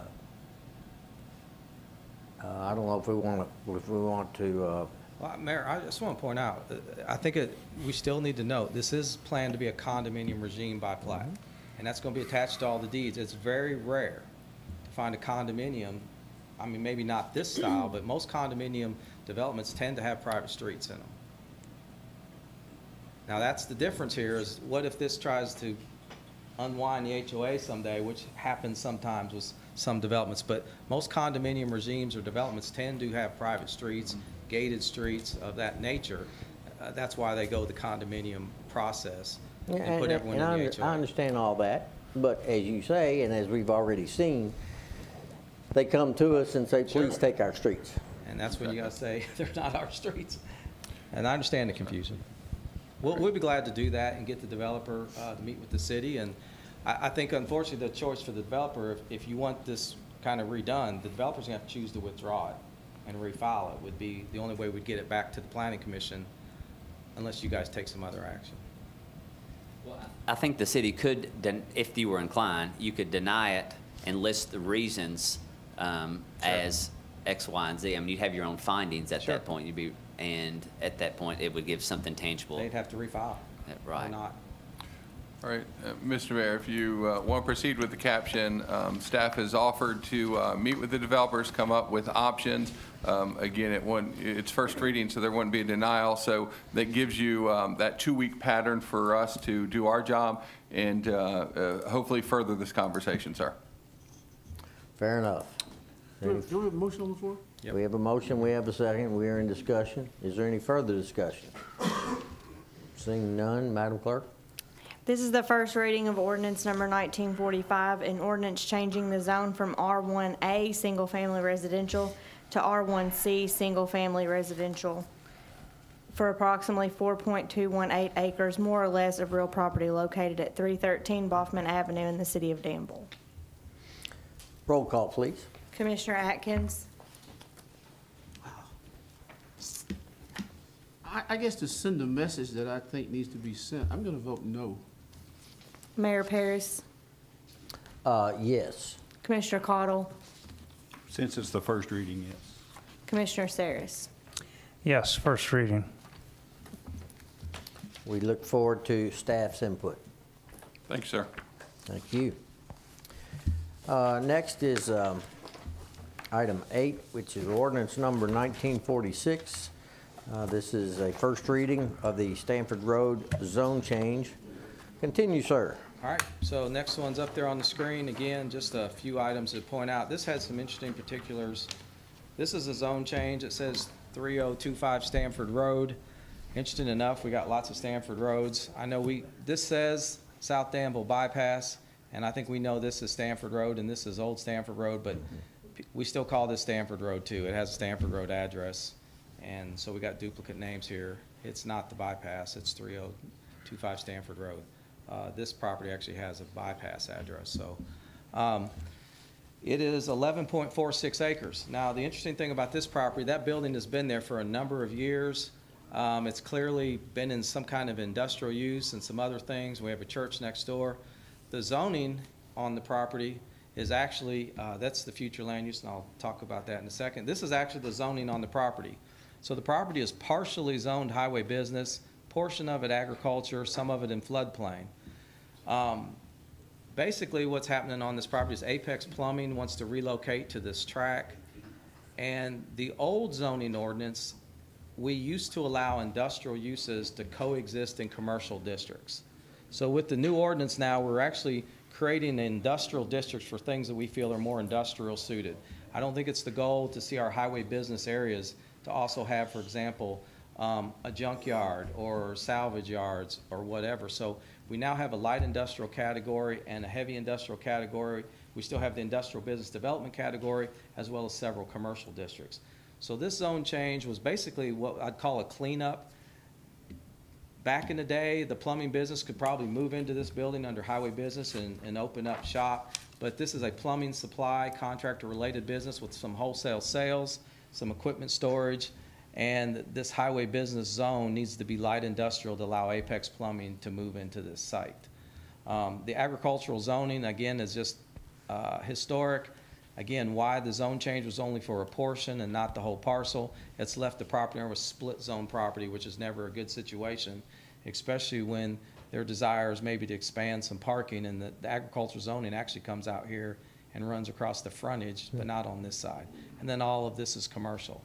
Unfortunately, when the applicant came in, again, the future land use map is reviewed, and in this case, the future land use map was actually commercial and agriculture, then low density next door, agriculture on top of a church. So this is a project we're working on, is to get this future land use map fixed, because this is a perfect example of where the future land use map kind of falls a little bit flat here in the community.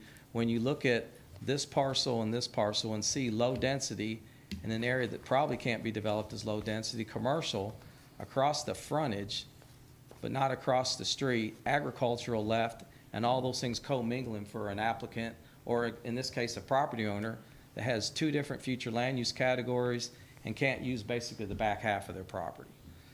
Unfortunately, this applicant had to go forward the process to amend the future land use map before as the first step for the zoning, did that the same day.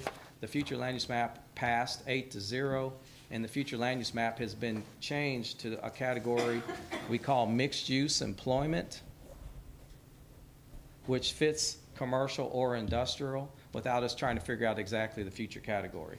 So again, the zone change was pretty straightforward from the Planning Commission. We were going from highway business and ag to light industrial for Apex Plumbing, 11.460 acres. We looked at the comprehensive plan. We looked at goals and objectives on page 2 and 3. The developer put conditions forward and put some important conditions forward in your staff report, I'll just note, because the light industrial does open up the door for other things, but they legislated out several things that can never happen on the property, including, and I'll just say, adult entertainment. That's allowed in light industrial as well as our commercial district. No automobile-related repair, petroleum services, junkyard, salvage yard, truck stop, heavy equipment repair, or packaged liquor. So they pretty much legislated everything out on the property except being a contractor-related service with associated storage and fleet parking. And again, so the request is to go to light industrial on the whole 11 acres. They'll never be able to utilize this floodplain area. They've also talked with the church about screening and fencing, and they made a condition on that to do a wider buffer or a fence in lieu of through a coordinated effort with the church. And they've already met and talked about that with the church. So again, this is what was, right? That's what was. Show us what you're proposing. Light industrial for the whole 11 acres. What's it look like? We don't have that because it's not been zoned yet. Okay, so in other words, you just shade it all gray. It'd be the whole thing minus the floodplain. Floodplain. It goes under the floodplain just in case the floodplain's ever removed. Do we know where this is just barely inside the city limits, right? This is recently annexed property in the city, and the developer also committed to connecting this to sewer. These structures are on septic tanks out there currently, and they also made that commitment. They connect to public sewer. But there's a pump station. Right, on the other side of the church, right? Yeah, I think they're already talking. Yeah, to be clear, they're required by ordinance and also by development standards to hook to sewer. That's not something they just get to choose as a matter of record. But to be factual, the sewer sits in behind the property along the floodplain there, along Clark's Run. The city did that with the Balls Branch project, and pump station's off to the right. The challenge is when the building's already there and there's a septic, the condition helped because they could just move in the building. Tenants could come and go like they had, and none of them were connected. New construction would trigger the connection. In this case, they've committed to connect for the current building, and they're going to rehab the building, I believe. They're currently located on Apex Plumbing's on 2nd Street, and they've outgrown the site, and this site's more conducive to their fleet and their employees. I'm glad to answer any questions you guys might have. I'll move to approve ordinance number 1946. Thank you, Commissioner Sears. Is there a second? And Commissioner Cottle, second. Any further comments or questions? Seeing none, if you'd read that, Madam Clerk. This is the first reading of ordinance number 1946, an ordinance changing the zone from HB Highway Business and AG Agriculture to LI Light Industrial for approximately 11.460 acres, more or less, of real property located at 3025 Stanford Road in the city of Danville. Roll call, please. Commissioner Terry? Yes. Mayor Paris? Yes. Commissioner Cottle? Yes. Commissioner Saris? Yes. Commissioner Atkins? Yes, ma'am. Item 9, City Manager report. Thank you, Mr. Mayor. For the benefit of the commission, I'll keep this quick and fast. We're moving forward on installing security glass in the lobby. That's in process. Also, we are moving forward and have already approved the authorization necessary for the downtown lighting project. Also investigating some smart city technology for potential crosswalks when we have our discussion with KDOT.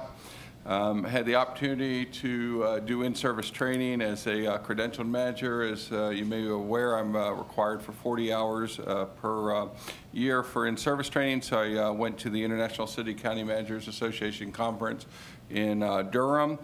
The Southeast Regional was very beneficial, and I'm happy to say that Nate Pagan, the city manager for Owensboro, was elected vice president for the Southeastern region. The reason that's important is Kentucky's not had such a vice president in 50-plus years. So that's a great addition to the ICMA board, and he'll take effect later this year when he's sworn in Toronto. The HR manager, Randy Boyd, who's over here to my left, and I will be meeting with the Hannah Group to discuss later this week the salary compensation study and the data that went into that, and sort of trying to peel back that onion and understand all of the data. That is moving that process forward as we keep an eye on our fiscal budget. I distributed in your boxes a solid waste RFP. It's in draft form. So staff is reviewing it. We'll meet on that later this week. But obviously our 10-year agreement is up, and we should have a new vendor or existing vendor in place under a new contract, hopefully by July 1st. I also have a working draft of the audit RFP that will be moving to staff this week. And right behind that will be a retail recruitment RFP. Some of the commission had the opportunity to sit in on the next site and also retail solutions webinars and or in person. We also have Buxton out there, but at the end of the day, this is a RFP to ideally hire a firm that will concentrate on retail recruitment and retention for the city. On March 3rd, Gordman's had their grand opening here, so that's great progress. Earlier, let's say the latter part of last month, I attended the Heart of Danville Merchant Breakfast. It was a great opportunity to engage with some of the downtown businesses. And at your next meeting, we'll have consultants here, along with our engineers, to talk about the next iteration, or hopefully the final iteration, the design of the new fire station and public safety facility that'll be built adjacent to City Hall. And a bit of executive privilege, just because I can. Like to say that my wife and brother-in-law are here. My wife, Barbara Milliron, which most of you all may or may not have met, but she's here. And my brother-in-law, David Fishburne, up from Florida. He was over at a Clemson reunion, so he's here in enemy territory visiting with us. And I plan to take him to Harvey's afterwards, so just want to say thank you. Thank you. You said Clemson. Any questions for Mr. Milliron? That's pretty neat.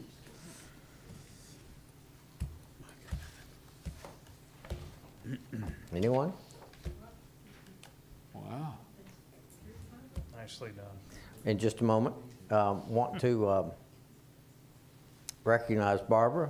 Thank you for joining us tonight, and your brother, and I appreciate seeing his nice tan. It gives me hope. Summer is coming. Summer's out there somewhere. If there's no further questions, we will move into Hear the Public, and I believe the lady went first over here.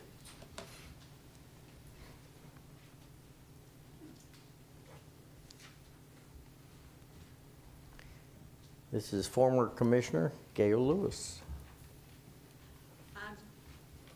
I just want to remind the commission that 2 previous commissions at least have turned down this zone change that would involve Franklin Avenue, simply because Franklin Avenue is so narrow, the only 2 cars that could pass each other would be 2 smart cars.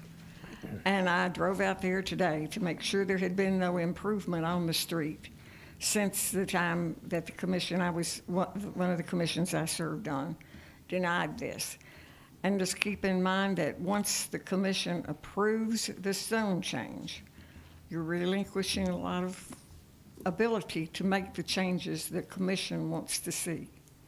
And that's why the previous commission I served on denied it. Almost an identical development plan. Just wanted to remind you of that. Thank you, ma'am. Sir?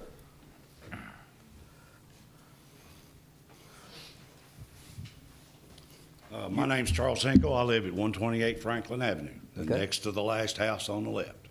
And no matter what they do, Franklin Avenue is going to be in and out, no matter what they do. Franklin Avenue is 14 foot 2 inches wide. 2 cars can't pass unless you get in somebody's front yard. And if you develop a road through there and come out on Baughman Avenue, it's going to be the same way. There's going to be a bottleneck on both ends. And you can't turn off either street. You couldn't turn off Baughman Avenue into Franklin or down there at 313 without swinging out wide to get in there. Truck, car, whatever. I got to swing out wide now just to get into Franklin Avenue. And then I done had one classic car destroyed on Baughman Avenue because I had to swing out wide to get in a driveway. You know, and that's my biggest concern is the traffic. Because the way I understand it, they're going to leave part of it gravel, so I can understand that because the trucks are going to be running in and out there. But you blacktop it and it comes off Franklin Avenue, every car in there is going to go up and down Franklin Avenue. You build 35 places back there, 9 out of 10 of them, I'd say you're going to have close to 70 cars trying to run up and down Baughman Avenue in 5 years if that's how long it takes. You know, and that's my biggest concern, you know. And you can't widen Franklin Avenue, there's no room. Telephone poles on one side. My next door neighbor, you make Franklin Avenue 20 foot wide, next door neighbor's going to be stepping out in the street when he steps off a sidewalk, you know. And that's my biggest concern is going to be the traffic in there, you know. And that's where I'm standing at because I live down on the end. Right now, everybody turns around in my driveway. If she went down there today, she probably turned around in my driveway because the way it's developed, the way the hill is, you can't tell it dead ends till you're right on top. Next driveway's mine. And there it is.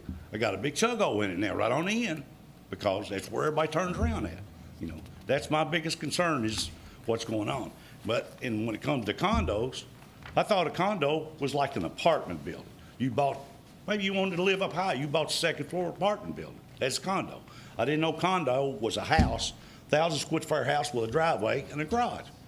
You know, and my house is only 900 square. Hey, I got a condo. You know. So that's the way I look at that, you know, and but I know somebody's going to develop back there sooner or later. I've been there 12 years, and it surprised me somebody ain't built back there yet. But you know, you trying to put that many back there is kind of crowded, I think, especially when you don't have good really access in there. You know, I don't know how good it'd be coming off Baughman Avenue because I don't know. I just see trees and stuff that has to be cut down. I can't tell what's going on back there. Thank you, sir. All right. Appreciate it. I think staff has a sense of what we need to focus on. Anyone else? Yes, ma'am.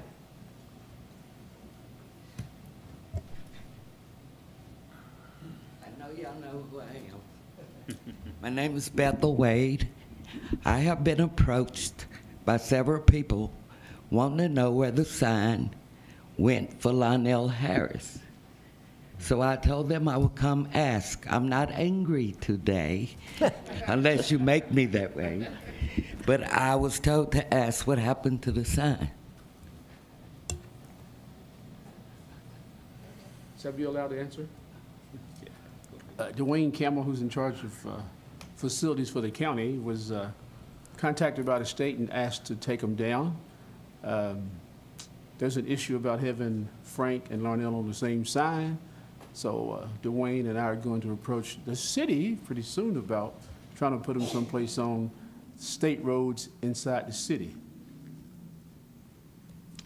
Well, since I brought all of this up, don't you think somebody should get in touch with me and let me know what's going on? I'm sure because of previous issues of politeness and stuff. And, politeness. Come on, let's not get into I will make sure that Mr. Campbell is aware of that. Now remember, this is just, I assume it just happened last Friday, so I'm trying to give you as little bit of information as I can give you, but I'll keep posted.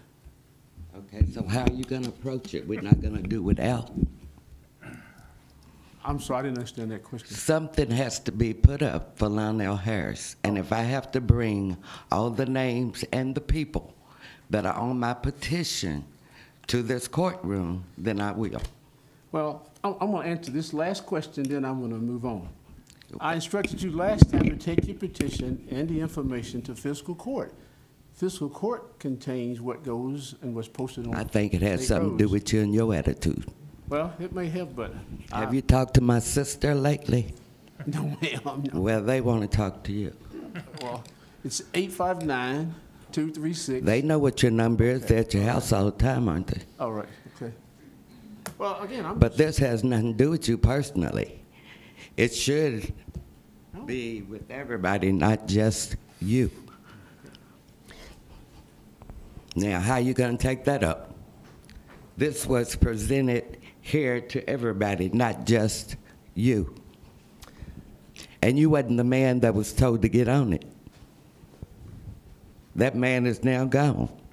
So what you going to do about it? Let us discuss this, and we'll come up with some game plan if some game plan hasn't already been developed. You have suggested that she talk to the fiscal court. And I talked to you in your office. I thought we had something together. be careful how you say that. What? We did, but the fact of the matter is, it is a county issue. It is a fiscal court issue. I'll be happy to go with you to fiscal court tomorrow. That's fine. And let you plead your case, and I'll be glad to let them know that you've been here on multiple occasions.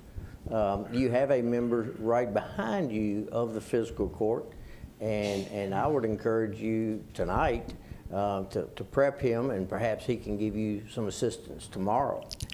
Okay, I'm gonna go along with that. But don't you think that somebody should have got in touch with me? I'll take the fault for that. I'll take responsibility for that. It ain't gonna be me. Say what? I said, I'm sorry, just. I'll take responsibility for that, and I will. The fiscal court meets tomorrow at 10 a.m. 9 a.m. Should be late. I stand ain't corrected. coming no physical court no 9 a.m. How long does it last? Oh, you don't want to know that one. You really. I don't want to be there at 9 a.m. Well, I tell you what. If you would talk to Magistrate Cullen behind you sometime after this meeting, perhaps he can give you some guidance from that point. All right. And I'd like to know the time myself, because like you, I don't want to be there for 3 hours. 9 o'clock's too early. Thank you, ma'am. Pitiful. Anyone else? How about this trust me? Say what? Say it out loud. I said all JH ever does is to try. And I'm gonna maintain my respect and dignity. Well, I hope you get some votes. Well, that's. Because I voted for you, but not because I thought you were great. Oh, wow. Anyone else? Oh, God. Seeing none, we'll move right into commissioner comments, if there are any. I'll start. Oh. March is Women's History Month, and I decided to make a list. I put a call out on social media for some names to be thrown at me of women in or from Danville who have either made an impact on the community or been the first in their industry to be in that position as a woman. So I got a list today of some women that some I knew and some I did not. So I'm just going to go through these really quickly. The first one on my list was from another citizen, and I was not familiar with this name. It's Mrs. Cecil Doolin Wallace. She was prominent in the thoroughbred industry. Jane Todd Crawford, so we know she was the real hero there. Sophia Kendrick Alcorn, she developed the technique for teaching the blind and deaf with a technique of using sign language for the blind and deaf. Mary Pendergraft, who just recently passed away. She was the first female elected judge executive in Kentucky. Stephanie Fabridius, she was the first female dean at Center College. Barbara Ryan Nearson, Ruth Bryan, Nancy Cottle. Actually, I didn't know Gail Lewis was going to be here, and Jana Hamner were former commissioners. Ruth Bryan, actually, I think was a magistrate, maybe, or she was city commission. I can't remember. Mary Stith Hamlin. Lynn Pierce Dean was the first female county attorney in Boyle County. And then we have several names that I'm sure everyone is familiar with. Edna Tolliver, Mary Hogsett, Jenny Rogers, Jeanette Davis, Charlotte Henson, Mary Quinn Kerball, Amy Moe, Carol Sin, Nancy Davis. That's all that's on my list. Feel free to submit them to me between now and the next meeting, and I'll be glad to read another list. Thank you. Anyone else? Sure. I want to thank my fellow commissioners and the staff for sharing a moment of silence for the reasons that I could not send or attend the last meeting. I appreciate that. Hope the family's doing well. Good, thank you.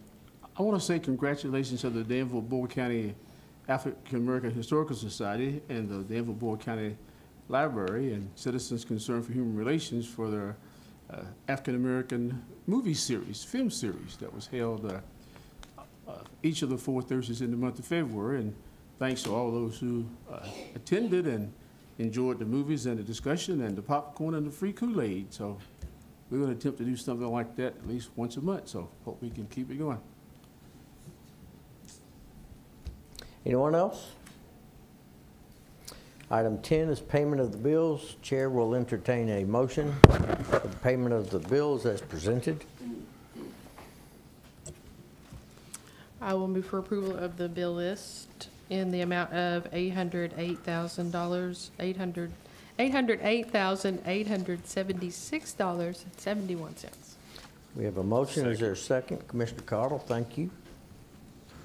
Any comments, discussion? Seeing none, all in favor of the motion say aye. Aye. Opposed, like sign. Motion carries. Item 11 is first reading of ordinance number 1947. This is with respects to insurance premiums. Mr. David Milliron. Thank you, Mr. Mayor. For the benefit of the commission, I certainly understand that the insurance premium tax is paid by all life insurance companies, all stock insurance companies, all mutual insurance companies, and all captive insurers doing business in Kentucky. Currently, that tax is at 8%. In order to be on par with other surrounding communities throughout the state, I am recommending that it be raised to 10%.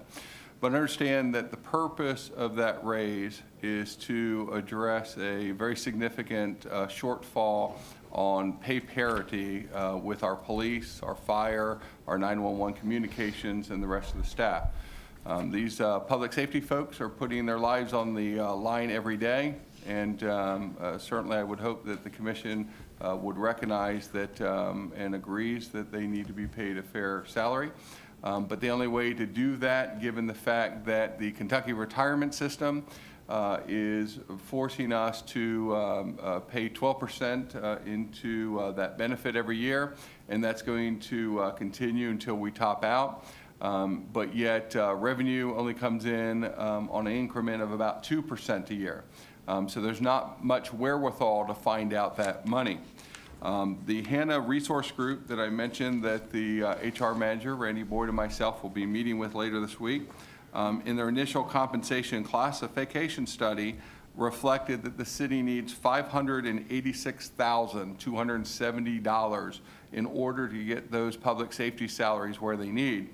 A third of that money, 31%, is just in Kentucky retirement system contributions alone. That change, which would take effect if approved on the second reading, would raise roughly about $500,000, which means we'll still have to come up with the gap. and it would go a far way with addressing the pay parity, and then allow us, as we move forward, to address, as we've already started the process, of employee benefits and start to balance the system, because right now what we have is not sustainable. Important is that the approach that I'll be taking on pay is that we'll actually have performance assessments for all employees, and that pay changes will be addressed on anniversary dates after successful performance assessments. However, recognize that we are addressing starting pay for our public safety initially with some immediate changes that we did with very little money savings at roughly $100,000 over 5 years is spread over 5 years that we did with my change of opting out of the retirement system. That doesn't go far enough in order to get folks in the pipeline. So should the commission follow suit and follow the recommendation and go ahead and adopt this on a second reading, it will take the insurance premiums tax from 8% to 10%, with the understanding that the revenue generated will address the pay parity of the city's public safety and other employees in the fiscal 21 budget, which that budget would take effect July 1st. Do I hear a motion for the first reading of ordinance number 1947? So moved. Thank you, Commissioner Sears. Is there a second? Second. Thank you, Commissioner Atkins. We are in discussion. Yeah, this is great, huh? Mr. Boyd, I'm going to ask some questions for you. Going to get you immersed right here. And actually, as per usual, you haven't been to these meetings before, except probably as an observer. I'm pretty ignorant, so I'm just asking for some clarifications. What I read here is on life insurance, the 10% will only be for the first year. Is that, and actually, Mr. Milliron probably could answer that as well, but is that correct?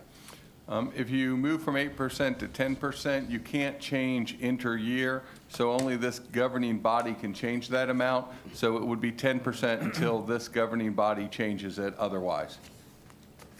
Every year? Yes, it would continue until, for instance, your current 8% has not changed for some time. So this would be a change to go from 8% to 10%, and it would remain at 10% until the governing body made a change, whether up, down, or otherwise. Okay. Do we know when the last increase was made? Sorry. The answer is yes. I recall distributing that to a question that the body had. 2014-15 fiscal year. Thank you. Do we know what the average insurance premium tax is across the state? We generated a list, same thing for the staff, and also on recommendation of the Kentucky League cities, is that most have gone to the 10%.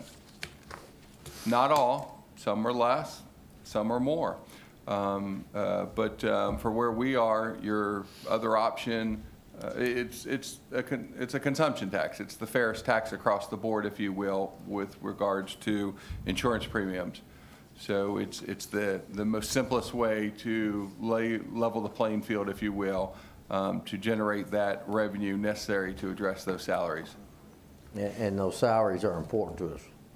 Well, the alternative, sir, is, and I'm very realistic, without it, I can't address salaries. If we don't address salaries, the only way to address salaries is to make significant cuts, because when your retirement contribution goes up 12% and will get capped at the, north of 30%, the reality is that we're only, I think we budgeted roughly a conservative 2% on revenues.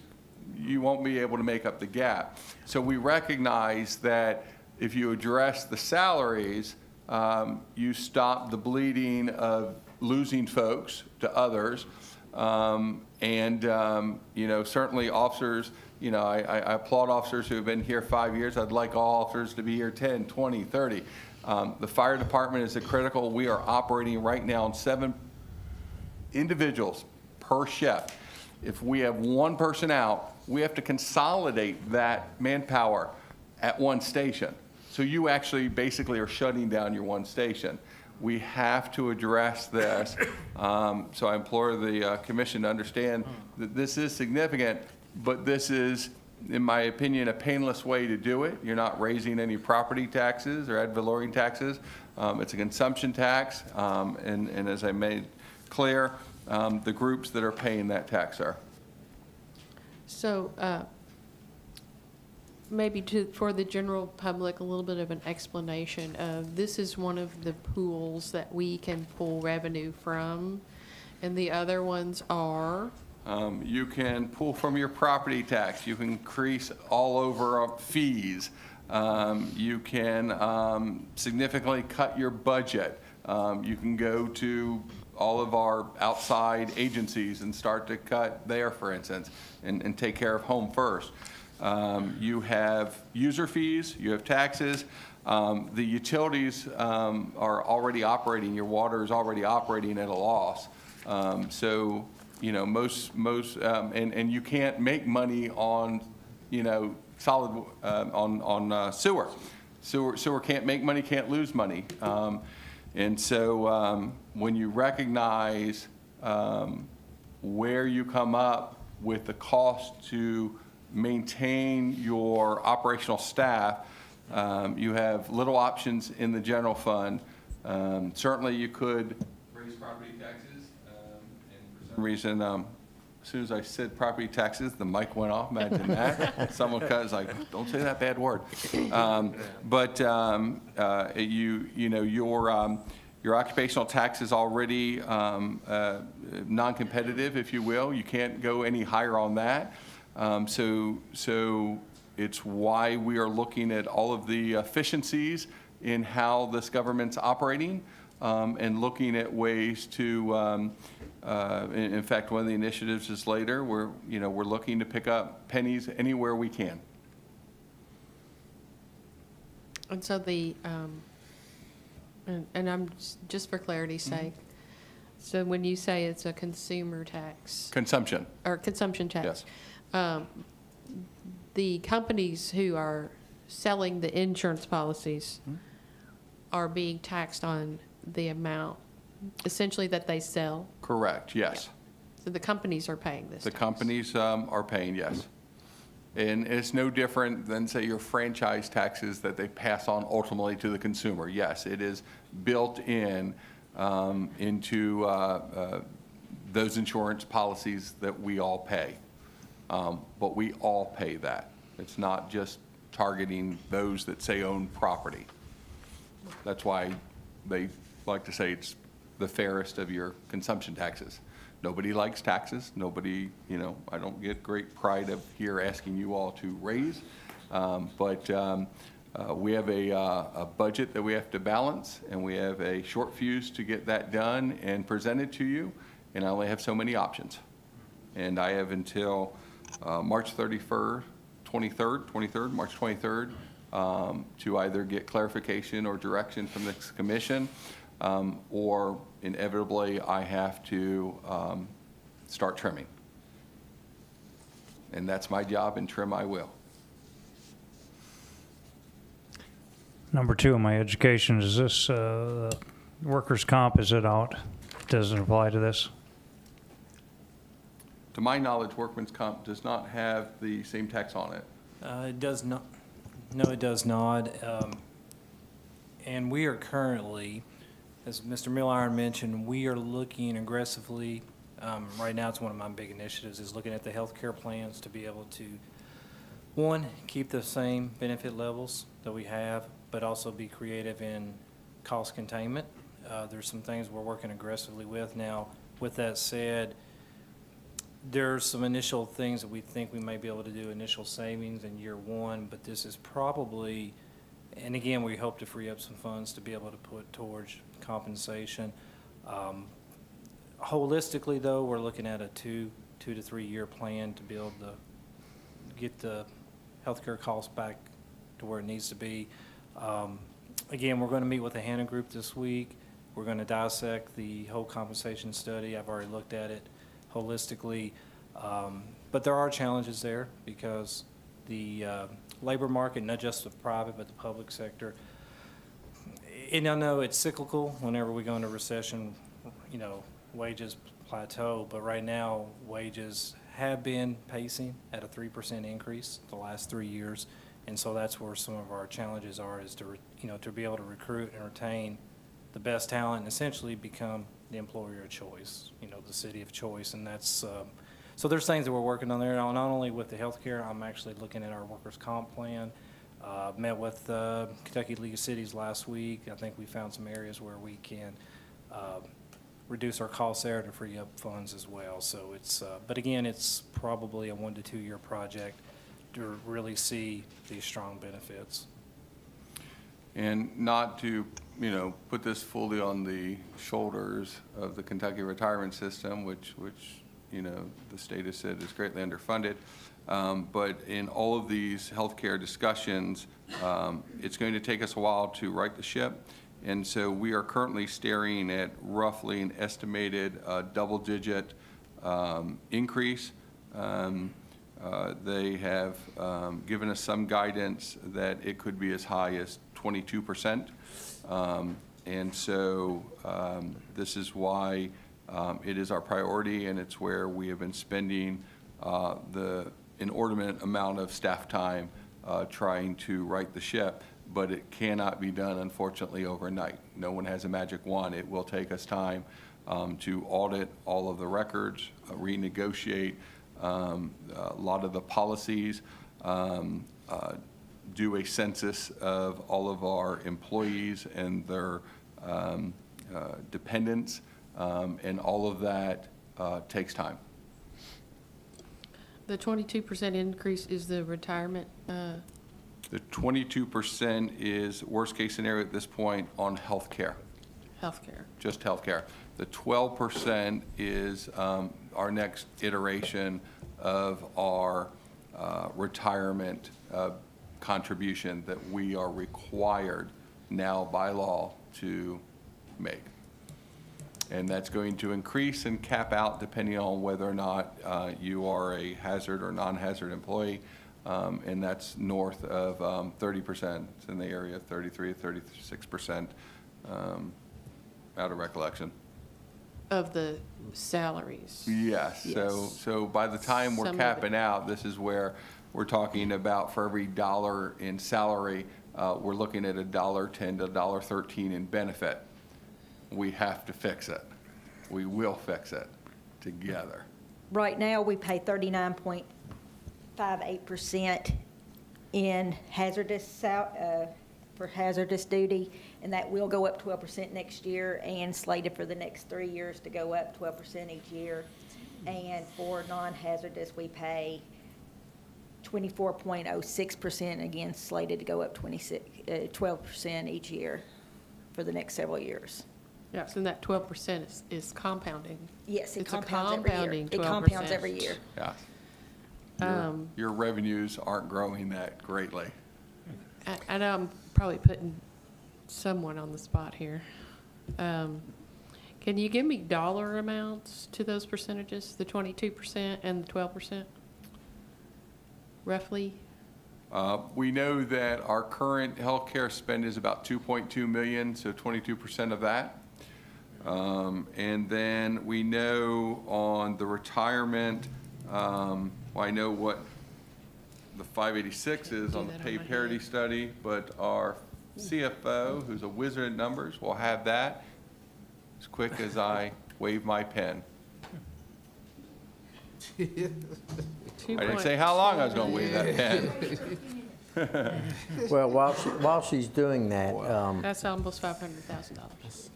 This is, I know I sound like a broken record, but this is what I've been saying for 4 years. We've got to have more economic development occurring, and it's not occurring at a fast enough pace. And I'm well on record saying we're going to get in a box. I think that day has arrived. We're in a box, and we can work our way out of the box, but it's going to be a tightrope walk. my opinion.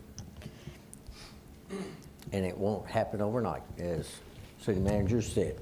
Or, you know, we have to lose employees, and we don't want to do that. Or, you know, cut anywhere you can. I mean, We're looking at it going up about 300,000 next year, just on the 12%.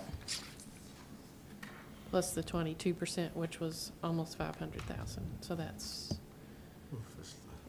roughly 800,000 extra. Don't break the city. Luckily, the city of Danville is a much better position than most of the other cities. But we're tackling this aggressively. You had great management over the last 9 years.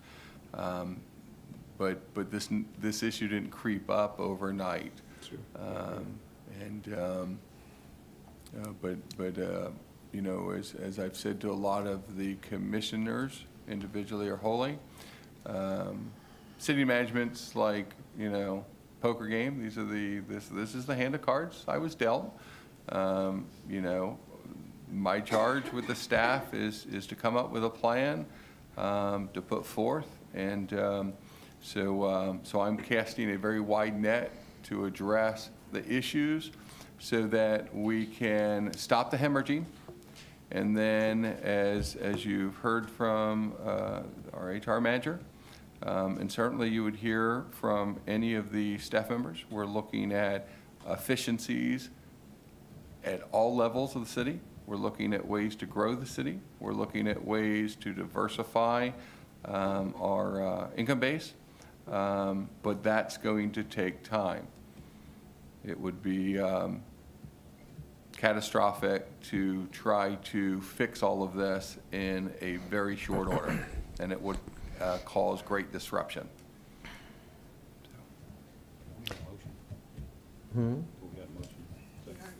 Yeah, we've got a motion and a second. Yeah. I would like to add one comment kind of related to this, if I may, and that is make my fellow commissioners aware that 2 bills that are proposed in this session in Frankfurt with respect to giving cities additional opportunities to raise revenue. Yeah. Neither one of those bills is really seeing the light of day. Yeah. So I would encourage each of us to contact our representative and ask him to give us some relief here. Those bills are proposing more of a consumption-based revenue. Correct. For cities to choose from. Correct. If they so choose. Right now, it's not even an option. And what this insurance premium tax also does is there are some entities that do not pay property taxes. And so these entities are subject to the insurance premium tax. Any further comments, discussion? Chair will call the question. You need to read that, Madam Clerk. This is the first reading of ordinance number 1947, an ordinance amending Chapter 16 Taxation, Article 3 License Tax on Insurance Companies of the Code of Ordinances for the City of Danville, Kentucky to increase the percentage of tax payment that is required upon the issuance of insurance policies.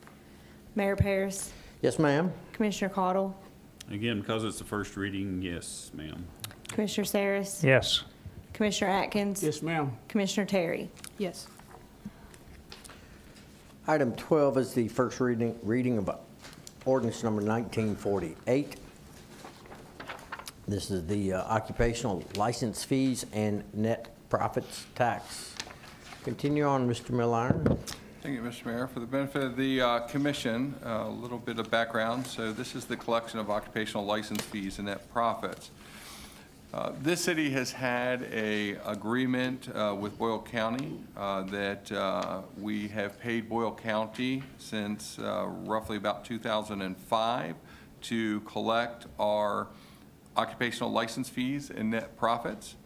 Prior to my arrival, the city saw fit to buy new technology, finance software by the name of Cassell, which it is in the process of implementing. That will make our operations more efficient and certainly cost effective. But with that comes a lot of modules and the ability to bring back in-house the ability to do that collection. Right now, based on 2020 budget estimates, the fee that has been paid to Boyle County is approximately $183,000, $575,000. We estimate after salaries and other estimates, expenses, those being such things as supplies, postage, office equipment, software subscription fees, et cetera, the city conservatively will net $64,277. Myself, along with our Chief Financial Officer, met with Boyle County Judge Executive Hunt and staff and informed them of this initiative last month. And it is being recommended that the commission at its next reading adopt this initiative. That way the county has ample time to alter their fiscal year 21 budget process. Please understand that the county will continue to collect these taxes through December 31st, 2020, regardless of the decision of the commission. However, the city would be giving an abundance amount of notification to the county that that function would come back in-house here at the city. And again, ultimately, it will be a significant savings back to the taxpayers. Do I hear a motion for the first reading of ordinance number 1948? So move. Thank you, Commissioner Atkins. Is there a second? Commissioner Terry, we are in discussion. What is the savings? 65,000 roughly. 65,000. That's a conservative amount. It may be more, but that is certainly a conservative net amount. We think we can close the tax gap a little bit and, you know, work on that number also to get it up. Every little bit helps. Well, I was going to say, if we're going to potentially ask people to pay more in taxes, then they need to know that we're doing all we can to squeeze out the nickels on our end. So, Yeah. If there's no further comments, Madam Clerk, please read the ordinance. This is the first reading of ordinance number 1948, an ordinance amending Chapter 16 Taxation, Article 1 in general of the Code of Ordinances for the City of Danville, Kentucky, to add a new section 16-2 pertaining to the designation of an authorized agent for billing, collection, and enforcement of occupational license fee and net profit taxes. Commissioner Cottle? yes, ma'am. Commissioner Sayers? Yes. Commissioner Atkins? Yes, ma'am. Commissioner Terry? Yes. Mayor Paris? Yes, ma'am. Item 13 is Resolution 2020-03-09-02. This is the Energy Service Contract Closeout and Amendment. Mr. Coffey. Thank you, Mayor, Commissioners. The contract with the energy service provider, they have completed the construction phase of their work, completed really through the winter. We added some additional meters in Junction City as they came in a little bit under. The resolution in front of you closes out their contract, the construction component of their contract, and then converts their contract into the performance measurement phase. They have also included a fixed base radio as a change order in addition to the original construction component to add the Junction City meters as part of the fixed base operation system. That is not included in the original performa. The meter change out was, which is why it's being handled outside of that original base construction contract and as the final change order after that original performance system if you will, is closed out. That's a little bit hard to explain, but we would entertain questions after since we've given you a lot of information to digest.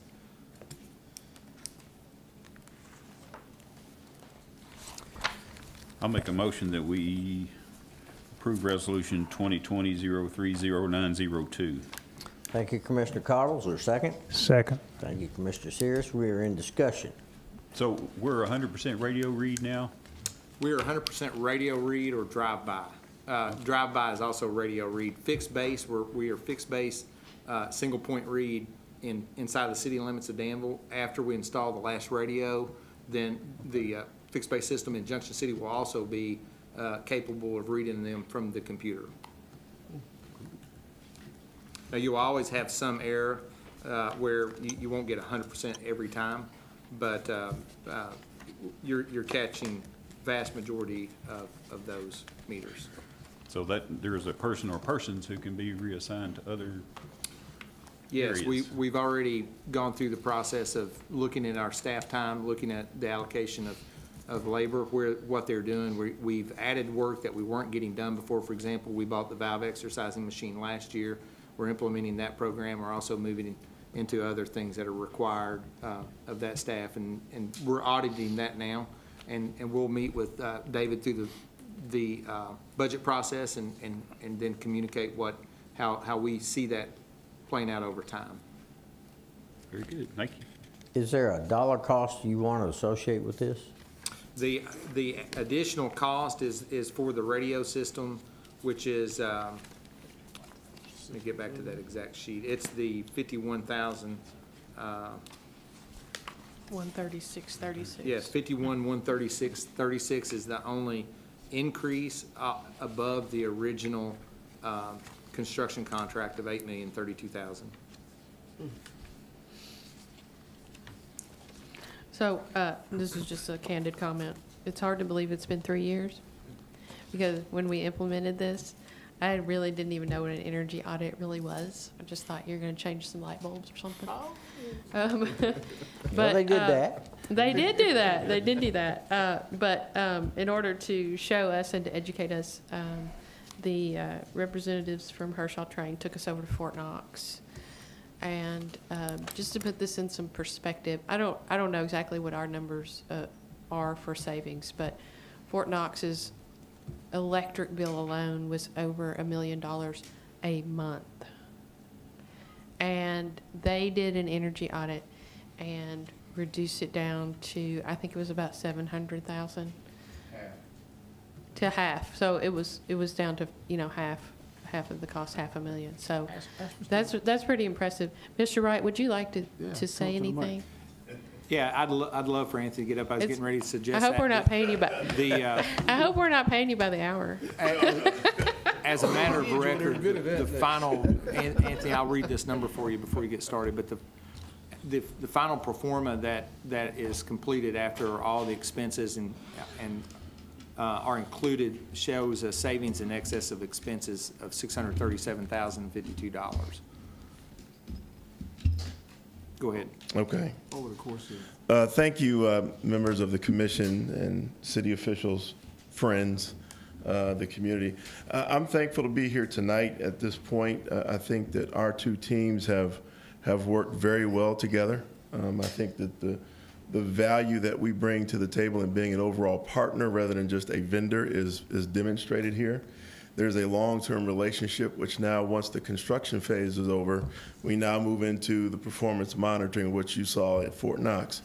We'll be able to do some real-time energy monitoring, but at the same time, as Earl mentioned, we recognize some additional operation savings by actually taking Junction City to a point that it is now able to be read by pushing a button.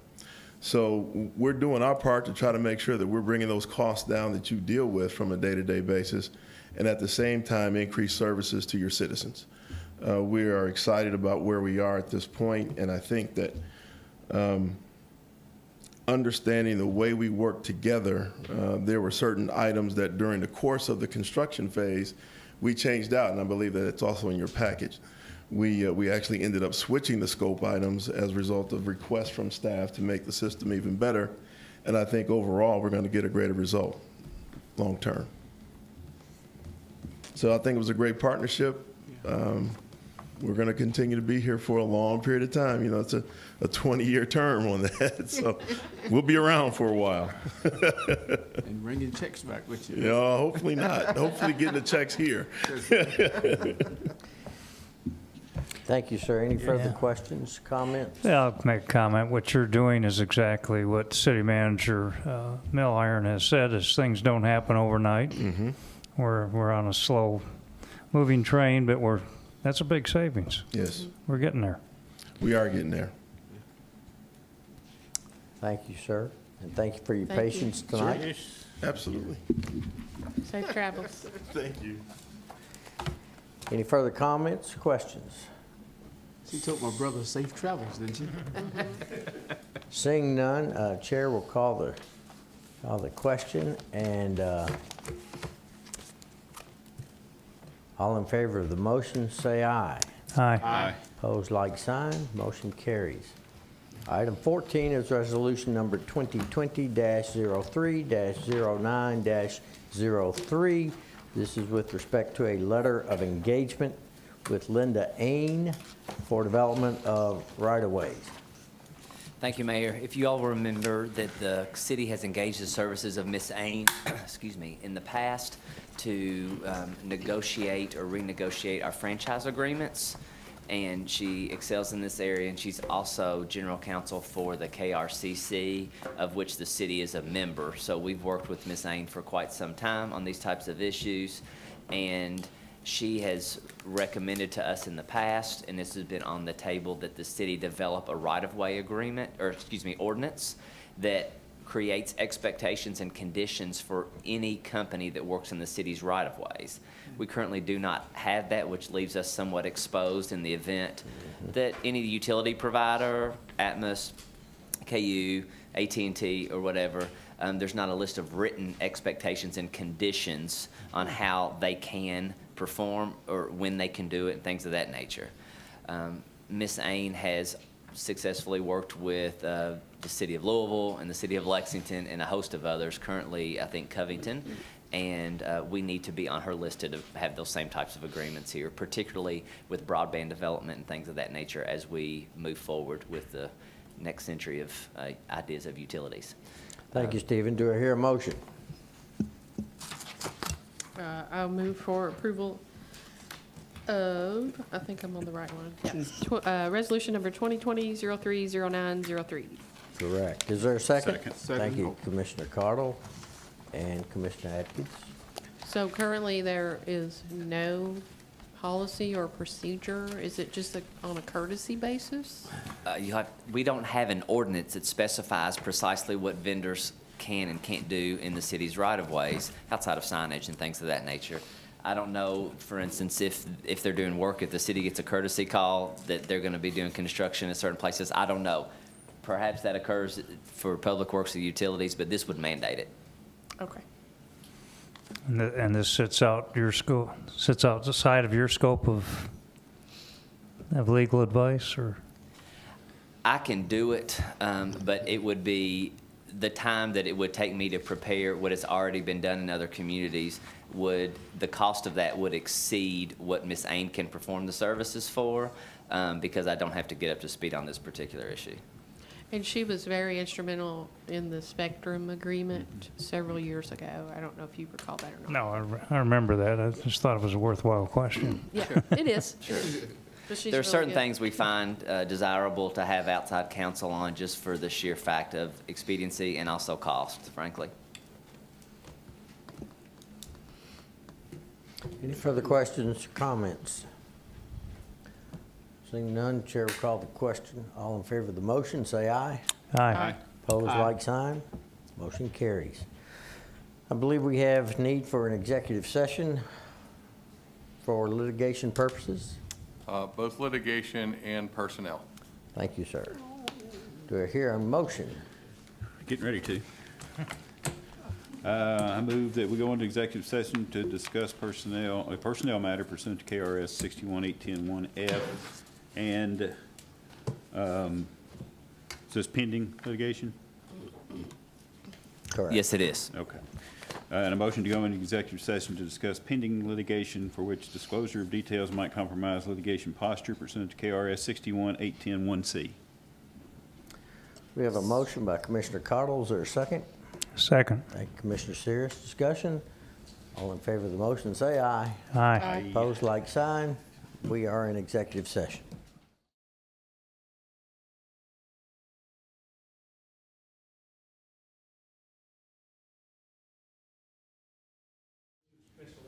I move we return to regular session. Second. Is there a second? Second. Thank you, Commissioner Terry. Like We're in executive session discussion. better myself. Mr. City Manager? Yes, Commission. Wait a minute, do we need to vote? Yeah, we need to vote. All in favor of going back to regular session, say aye. Aye. Aye. Now, Commission, this is a staff recommendation to promote Crystal Smith to tech operator in the police department. So moved. Second.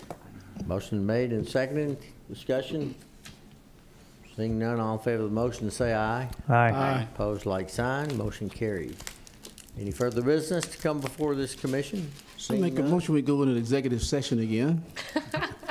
Emphasis on executive, right, sir? Yes, sir. Do I hear a motion to adjourn? Move to adjourn. Motion made and seconded. Yes, Seconded. All in favor of the motion, say aye. Aye. Opposed, like sign. We're adjourned. Have a good evening.